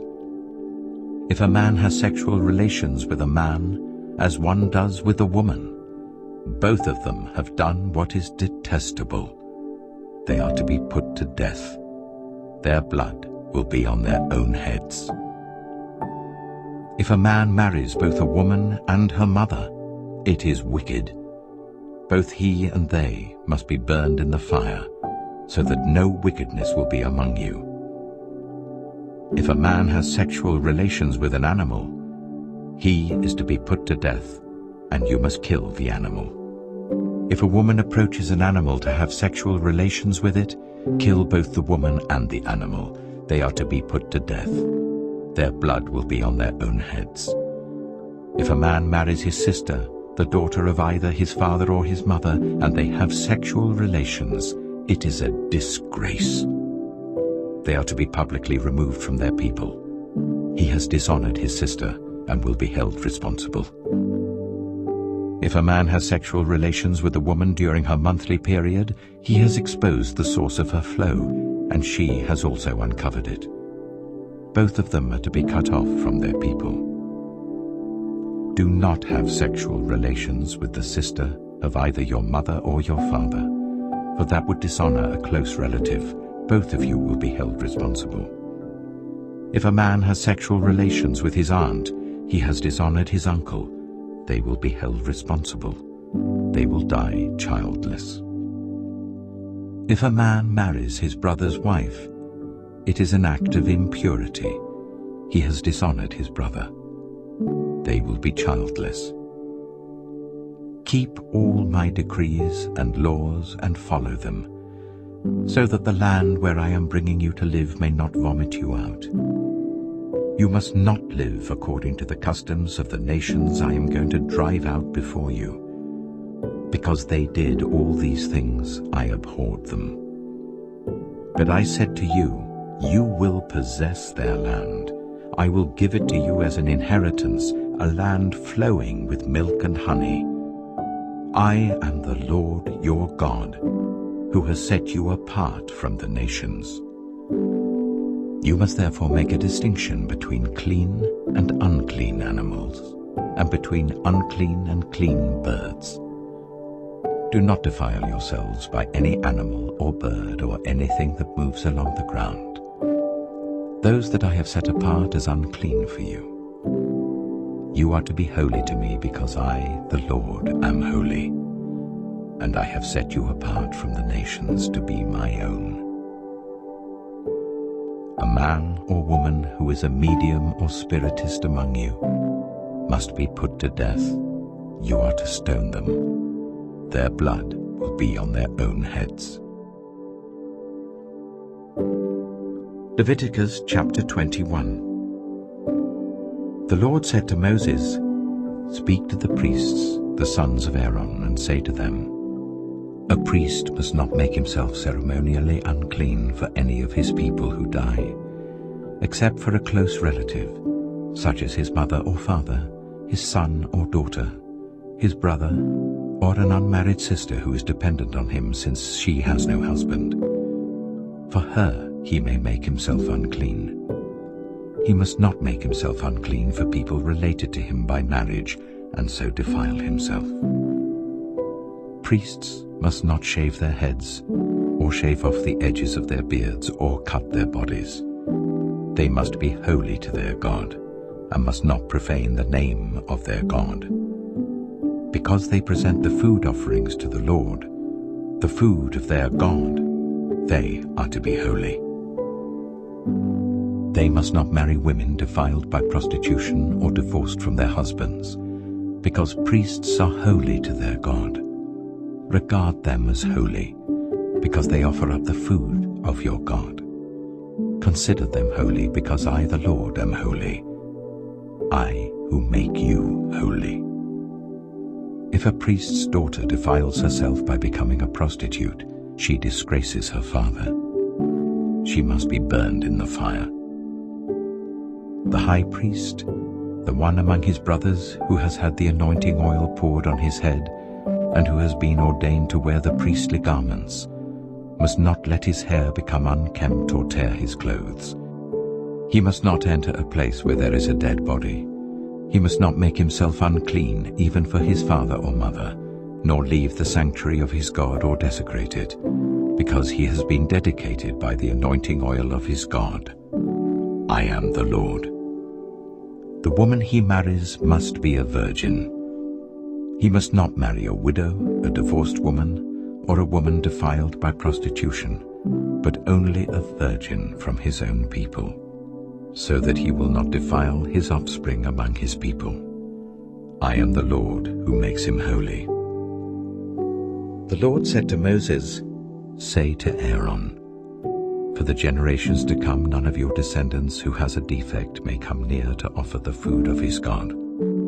No man who has any defect may come near, no man who is blind or lame, disfigured or deformed, no man with a crippled foot or hand, or who is a hunchback or a dwarf, or who has any eye defect, or who has festering or running sores or damaged testicles. No descendant of Aaron the priest who has any defect is to come near to present the food offerings to the Lord. He has a defect. He must not come near to offer the food of his God. He may eat the most holy food of his God, as well as the holy food. Yet because of his defect, he must not go near the curtain or approach the altar, and so desecrate my sanctuary. I am the Lord who makes them holy." So Moses told this to Aaron and his sons and to all the Israelites. Leviticus chapter 22. The Lord said to Moses, "Tell Aaron and his sons to treat with respect the sacred offerings the Israelites consecrate to me, so that they will not profane my holy name. I am the Lord. Say to them, for the generations to come, if any of your descendants is ceremonially unclean and yet comes near the sacred offerings that the Israelites consecrate to the Lord, that person must be cut off from my presence. I am the Lord. If a descendant of Aaron has a defiling skin disease or a bodily discharge, he may not eat the sacred offerings until he is cleansed. He will also be unclean if he touches something defiled by a corpse or by anyone who has an emission of semen, or if he touches any crawling thing that makes him unclean, or any person who makes him unclean, whatever the uncleanness may be. The one who touches any such thing will be unclean till evening. He must not eat any of the sacred offerings unless he has bathed himself with water. When the sun goes down, he will be clean, and after that he may eat the sacred offerings, for they are his food. He must not eat anything found dead or torn by wild animals, and so become unclean through it. I am the Lord.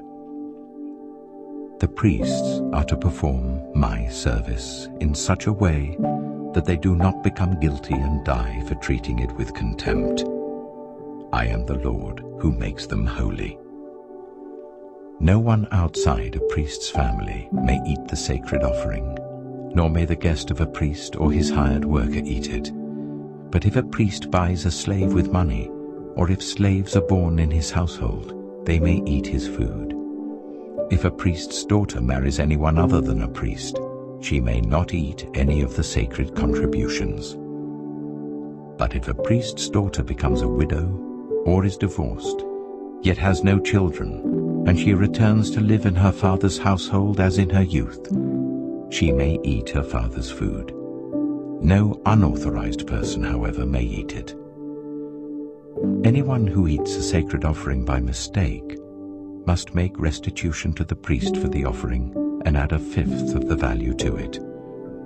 The priests must not desecrate the sacred offerings the Israelites present to the Lord by allowing them to eat the sacred offerings and so bring upon them guilt requiring payment.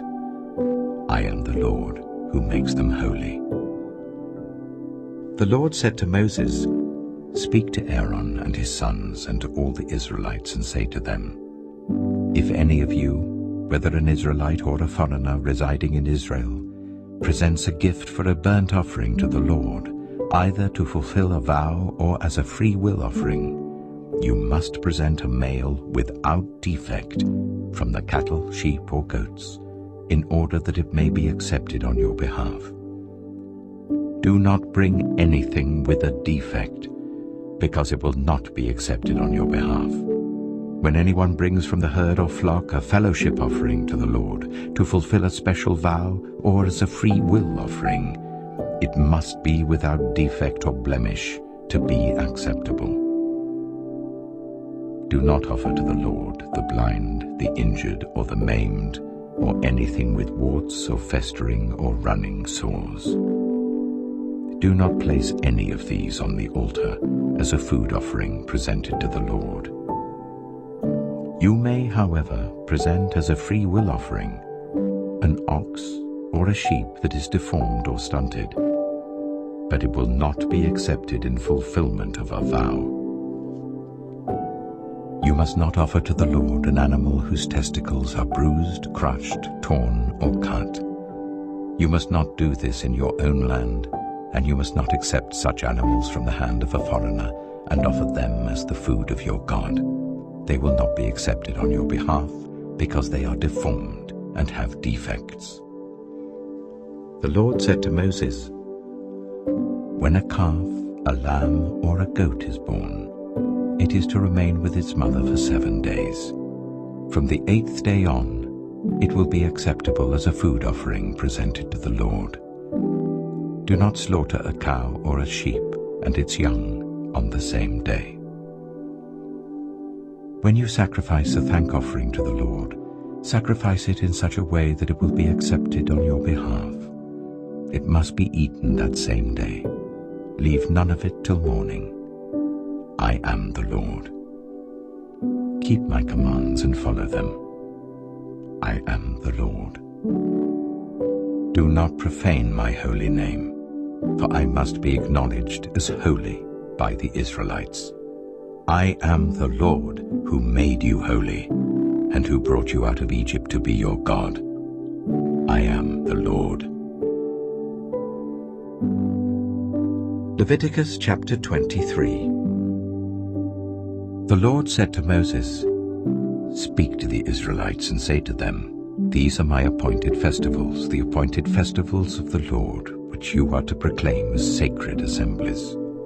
There are 6 days when you may work, but the 7th day is a day of Sabbath rest, a day of sacred assembly. You are not to do any work. Wherever you live, it is a Sabbath to the Lord.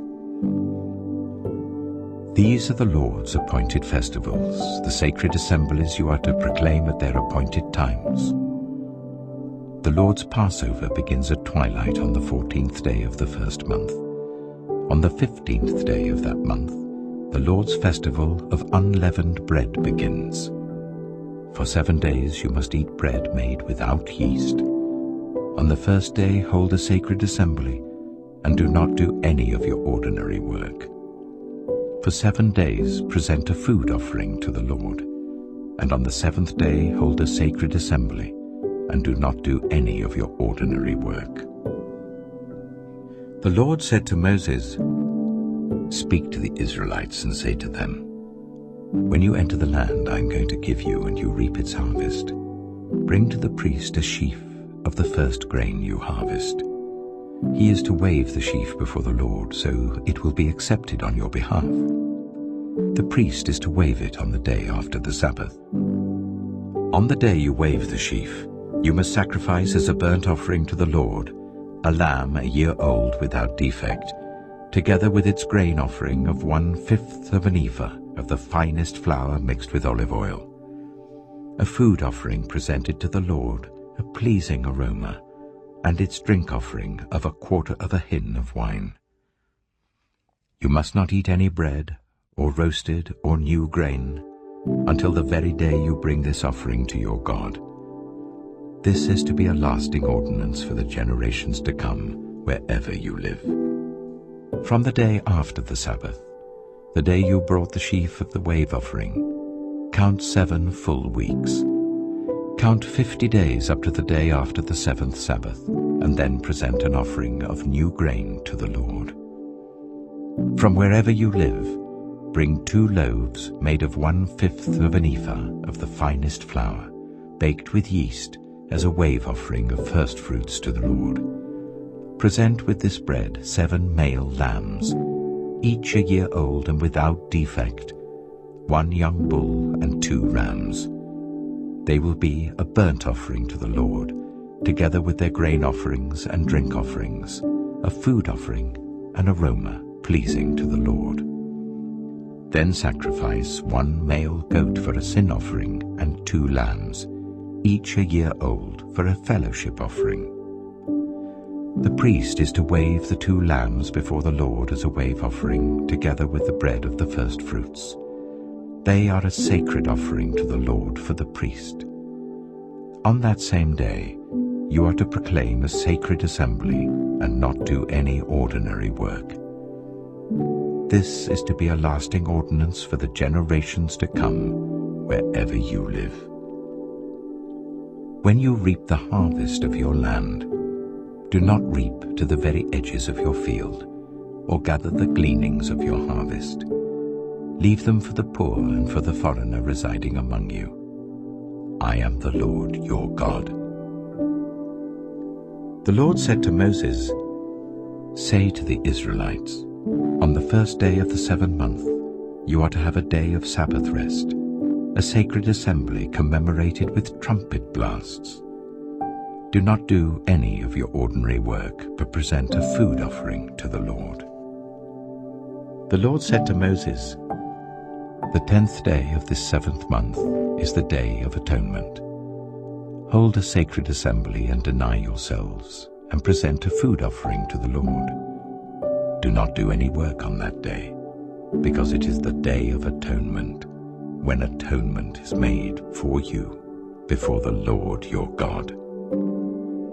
Those who do not deny themselves on that day must be cut off from their people. I will destroy from among their people anyone who does any work on that day. You shall do no work at all. This is to be a lasting ordinance for the generations to come wherever you live. It is a day of Sabbath rest for you, and you must deny yourselves. From the evening of the 9th day of the month until the following evening, you are to observe your Sabbath." The Lord said to Moses, "Say to the Israelites, on the 15th day of the 7th month, the Lord's festival of tabernacles begins, and it lasts for 7 days. The first day is a sacred assembly. Do not do any of your ordinary work. For 7 days present food offerings to the Lord, and on the 8th day hold a sacred assembly and present a food offering to the Lord. It is the closing special assembly. Do not do any of your ordinary work." These are the Lord's appointed festivals, which you are to proclaim as sacred assemblies for bringing food offerings to the Lord, the burnt offerings and grain offerings, sacrifices and drink offerings required for each day. These offerings are in addition to those for the Lord's Sabbaths, and in addition to your gifts, and whatever you have vowed, and all the freewill offerings you give to the Lord. So, beginning with the 15th day of the 7th month, after you have gathered the crops of the land, celebrate the festival to the Lord for 7 days. The first day is a day of Sabbath rest, and the 8th day also is a day of Sabbath rest. On the first day you are to take branches from luxuriant trees, from palms, willows, and other leafy trees, and rejoice before the Lord your God for 7 days. Celebrate this as a festival to the Lord for 7 days each year. This is to be a lasting ordinance for the generations to come. Celebrate it in the 7th month. Live in temporary shelters for 7 days. All native-born Israelites are to live in such shelters, so that your descendants will know that I made the Israelites live in temporary shelters when I brought them out of Egypt. I am the Lord your God. So Moses announced to the Israelites the appointed festivals of the Lord. Leviticus chapter 24. The Lord said to Moses, Command the Israelites to bring you clear oil of pressed olives for the light, so that the lamps may be kept burning continually. Outside the curtain that shields the ark of the covenant law in the tent of meeting, Aaron is to tend the lamps before the Lord from evening till morning continually. This is to be a lasting ordinance for the generations to come. The lamps on the pure gold lampstand before the Lord must be tended continually. Take the finest flour and bake 12 loaves of bread using 1/5 of an ephah for each loaf. Arrange them in 2 piles, 6 in each pile, on the table of pure gold before the Lord. By each pile put some pure incense as a memorial portion, to represent the bread and to be a food offering presented to the Lord. This bread is to be set out before the Lord regularly, Sabbath after Sabbath, on behalf of the Israelites, as a lasting covenant. It belongs to Aaron and his sons, who are to eat it in the sanctuary area, because it is a most holy part of their perpetual share of the food offerings presented to the Lord. Now the son of an Israelite mother and an Egyptian father went out among the Israelites, and a fight broke out in the camp between him and an Israelite. The son of the Israelite woman used the name blasphemously with a curse, so they brought him to Moses. His mother's name was Shelomith, the daughter of Dibri the Danite. They put him in custody until the will of the Lord should be made clear to them. Then the Lord said to Moses, "Take the blasphemer outside the camp. All those who heard him are to lay their hands on his head, and the entire assembly is to stone him. Say to the Israelites, anyone who curses their God will be held responsible. Anyone who uses the name of the Lord blasphemously is to be put to death. The entire assembly must stone them, whether foreigner or native born. When they use the name blasphemously, they are to be put to death. Anyone who takes the life of a human being is to be put to death. Anyone who takes the life of someone's animal must make restitution, life for life. Anyone who injures their neighbor is to be injured in the same manner, fracture for fracture, eye for eye, tooth for tooth. The one who has inflicted the injury must suffer the same injury. Whoever kills an animal must make restitution, but whoever kills a human being is to be put to death. You are to have the same law for the foreigner and the native born. I am the Lord your God." Then Moses spoke to the Israelites, and they took the blasphemer outside the camp and stoned him. The Israelites did as the Lord commanded Moses. Leviticus chapter 25. The Lord said to Moses at Mount Sinai, "Speak to the Israelites and say to them, when you enter the land I am going to give you, the land itself must observe a Sabbath to the Lord. For 6 years sow your fields, and for 6 years prune your vineyards and gather their crops.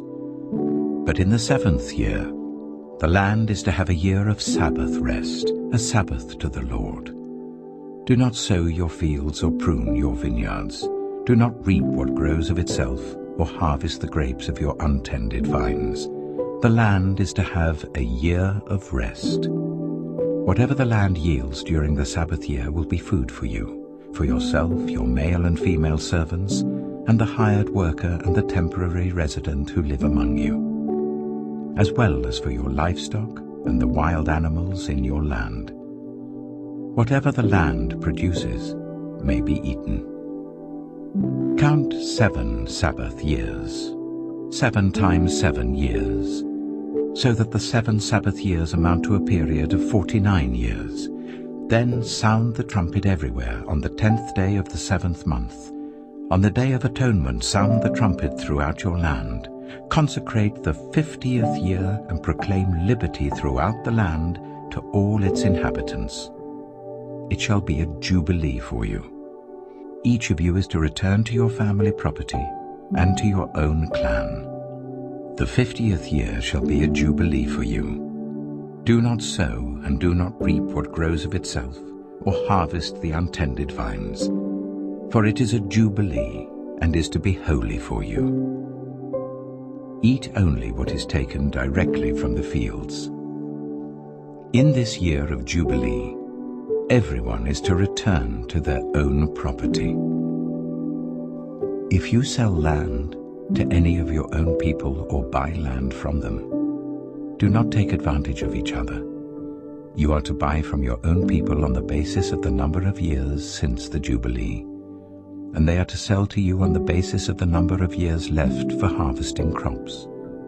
When the years are many, you are to increase the price, and when the years are few, you are to decrease the price, because what is really being sold to you is the number of crops. Do not take advantage of each other, but fear your God. I am the Lord your God. Follow my decrees and be careful to obey my laws, and you will live safely in the land. Then the land will yield its fruit, and you will eat your fill and live there in safety. You may ask, what will we eat in the 7th year if we do not plant or harvest our crops? I will send you such a blessing in the 6th year that the land will yield enough for 3 years. While you plant during the 8th year, you will eat from the old crop and will continue to eat from it until the harvest of the 9th year comes in. The land must not be sold permanently, because the land is mine, and you reside in my land as foreigners and strangers. Throughout the land that you hold as a possession, you must provide for the redemption of the land. If one of your fellow Israelites becomes poor and sells some of their property, their nearest relative is to come and redeem what they have sold. If, however, there is no one to redeem it for them, but later on they prosper and acquire sufficient means to redeem it themselves, they are to determine the value for the years since they sold it and refund the balance to the one to whom they sold it. They can then go back to their own property. But if they do not acquire the means to repay, what was sold will remain in the possession of the buyer until the year of Jubilee. It will be returned in the Jubilee, and they can go back to their property. Anyone who sells a house in a walled city retains the right of redemption a full year after its sale. During that time, the seller may redeem it. If it is not redeemed before a full year has passed, the house in the walled city shall belong permanently to the buyer and the buyer's descendants. It is not to be returned in the Jubilee. But houses in villages without walls round them are to be considered as belonging to the open country. They can be redeemed, and they are to be returned in the Jubilee. The Levites always have the right to redeem their houses in the Levitical towns which they possess. So the property of the Levites is redeemable, that is, a house sold in any town they hold, and is to be returned in the Jubilee, because the houses in the towns of the Levites are their property among the Israelites. But the pasture land belonging to their towns must not be sold. It is their permanent possession. If any of your fellow Israelites become poor and are unable to support themselves among you, help them as you would a foreigner and stranger, so that they can continue to live among you. Do not take interest or any profit from them, but fear your God, so that they may continue to live among you. You must not lend them money at interest or sell them food at a profit. I am the Lord your God, who brought you out of Egypt to give you the land of Canaan, and to be your God. If any of your fellow Israelites become poor and sell themselves to you, do not make them work as slaves. They are to be treated as hired workers or temporary residents among you. They are to work for you until the year of Jubilee. Then they and their children are to be released, and they will go back to their own clans and to the property of their ancestors. Because the Israelites are my servants whom I brought out of Egypt, they must not be sold as slaves. Do not rule over them ruthlessly, but fear your God. Your male and female slaves are to come from the nations around you. From them you may buy slaves. You may also buy some of the temporary residents living among you and members of their clans born in your country, and they will become your property. You can bequeath them to your children as inherited property and can make them slaves for life, but you must not rule over your fellow Israelites ruthlessly. If a foreigner residing among you becomes rich and any of your fellow Israelites become poor and sell themselves to the foreigner or to a member of the foreigner's clan, they retain the right of redemption after they have sold themselves. One of their relatives may redeem them, an uncle or a cousin, or any blood relative in their clan may redeem them. Or, if they prosper, they may redeem themselves. They and their buyer are to count the time from the year they sold themselves up to the year of Jubilee. The price for their release is to be based on the rate paid to a hired worker for that number of years. If many years remain, they must pay for their redemption a larger share of the price paid for them. If only a few years remain until the year of Jubilee, they are to compute that and pay for their redemption accordingly. They are to be treated as workers hired from year to year. You must see to it that those to whom they owe service do not rule over them ruthlessly. Even if someone is not redeemed in any of these ways, they and their children are to be released in the year of Jubilee, for the Israelites belong to me as servants. They are my servants whom I brought out of Egypt. I am the Lord your God. Leviticus chapter 26. Do not make idols, or set up an image, or a sacred stone for yourselves. And do not place a carved stone in your land to bow down before it. I am the Lord your God. Observe my Sabbaths and have reverence for my sanctuary. I am the Lord. If you follow my decrees and are careful to obey my commands, I will send you rain in its season, and the ground will yield its crops and the trees their fruit. Your threshing will continue until grape harvest, and the grape harvest will continue until planting, and you will eat all the food you want and live in safety in your land. I will grant peace in the land, and you will lie down, and no one will make you afraid. I will remove wild beasts from the land, and the sword will not pass through your country. You will pursue your enemies, and they will fall by the sword before you. 5 of you will chase 100, and 100 of you will chase 10,000, and your enemies will fall by the sword before you. I will look on you with favor and make you fruitful and increase your numbers, and I will keep my covenant with you. You will still be eating last year's harvest when you will have to move it out to make room for the new. I will put my dwelling place among you, and I will not abhor you. I will walk among you and be your God, and you will be my people. I am the Lord your God, who brought you out of Egypt, so that you would no longer be slaves to the Egyptians. I broke the bars of your yoke, and enabled you to walk with heads held high. But if you will not listen to me, and carry out all these commands, and if you reject my decrees and abhor my laws and fail to carry out all my commands and so violate my covenant, then I will do this to you. I will bring on you sudden terror, wasting diseases, and fever that will destroy your sight and sap your strength. You will plant seed in vain, because your enemies will eat it. I will set my face against you, so that you will be defeated by your enemies. Those who hate you will rule over you, and you will flee even when no one is pursuing you. If, after all this, you will not listen to me, I will punish you for your sins 7 times over. I will break down your stubborn pride, and make the sky above you like iron, and the ground beneath you like bronze.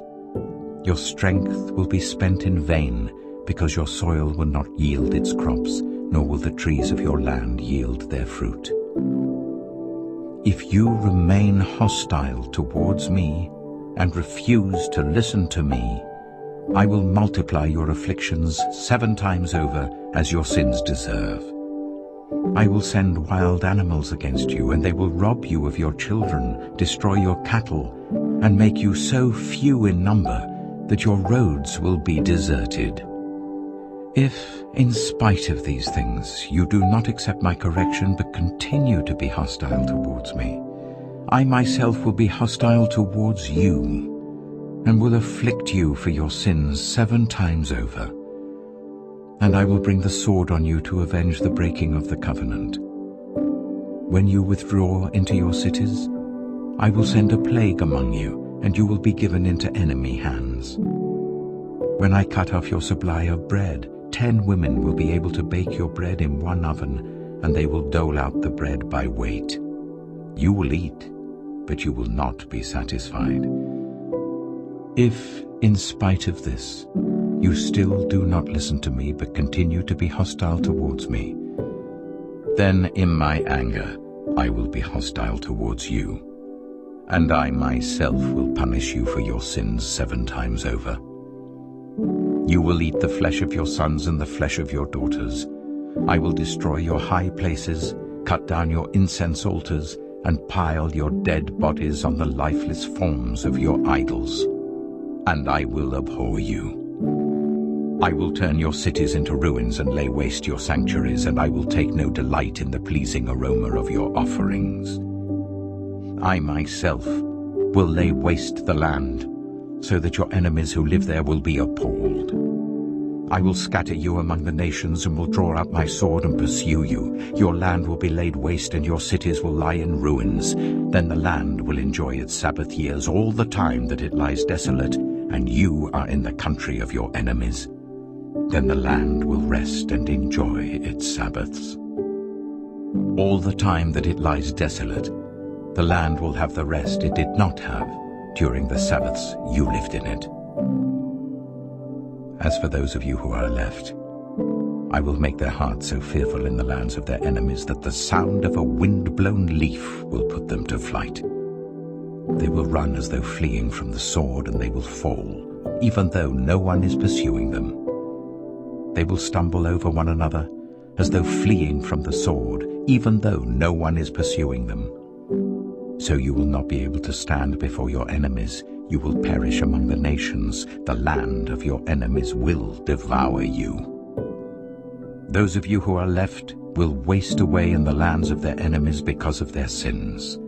Also because of their ancestors' sins, they will waste away. But if they will confess their sins and the sins of their ancestors, their unfaithfulness and their hostility towards me, which made me hostile towards them, so that I sent them into the land of their enemies, then, when their uncircumcised hearts are humbled and they pay for their sin, I will remember my covenant with Jacob and my covenant with Isaac and my covenant with Abraham, and I will remember the land.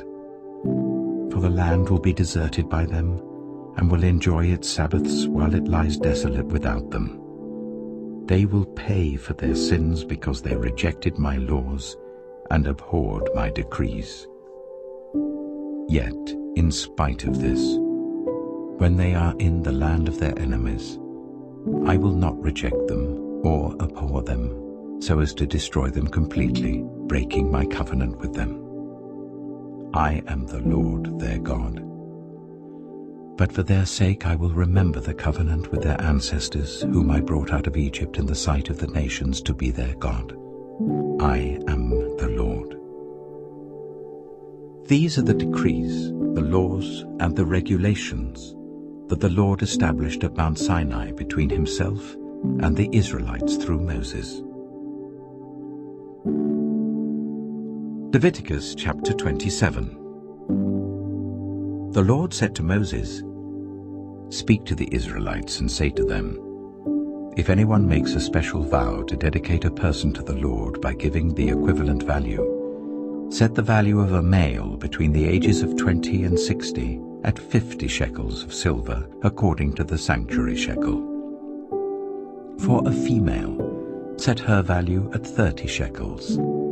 For a person between the ages of 5 and 20, set the value of a male at 20 shekels and of a female at 10 shekels. For a person between 1 month and 5 years, set the value of a male at 5 shekels of silver, and that of a female at 3 shekels of silver. For a person 60 years old or more, set the value of a male at 15 shekels, and of a female at 10 shekels. If anyone making the vow is too poor to pay the specified amount, the person being dedicated is to be presented to the priest, who will set the value according to what the one making the vow can afford. If what they vowed is an animal that is acceptable as an offering to the Lord, such an animal given to the Lord becomes holy. They must not exchange it or substitute a good one for a bad one, or a bad one for a good one. If they should substitute one animal for another, both it and the substitute become holy.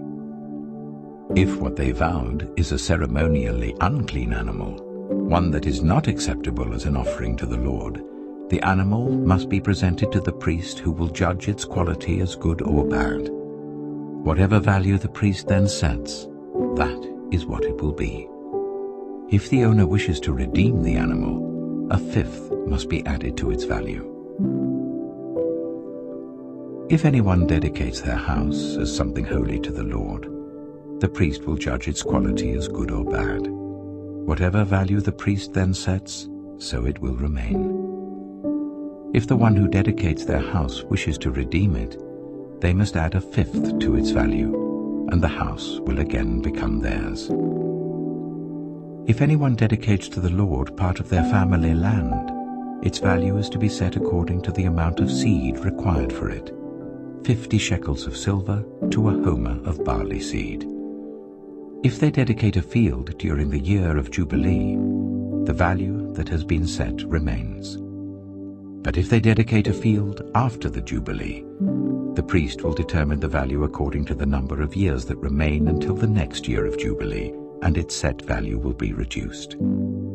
If the one who dedicates the field wishes to redeem it, they must add a fifth to its value, and the field will again become theirs. If, however, they do not redeem the field, or if they have sold it to someone else, it can never be redeemed. When the field is released in the Jubilee, it will become holy, like a field devoted to the Lord. It will become priestly property. If anyone dedicates to the Lord a field they have bought, which is not part of their family land, the priest will determine its value up to the year of Jubilee, and the owner must pay its value on that day as something holy to the Lord. In the year of Jubilee, the field will revert to the person from whom it was bought, the one whose land it was. Every value is to be set according to the sanctuary shekel, 20 gerahs to the shekel.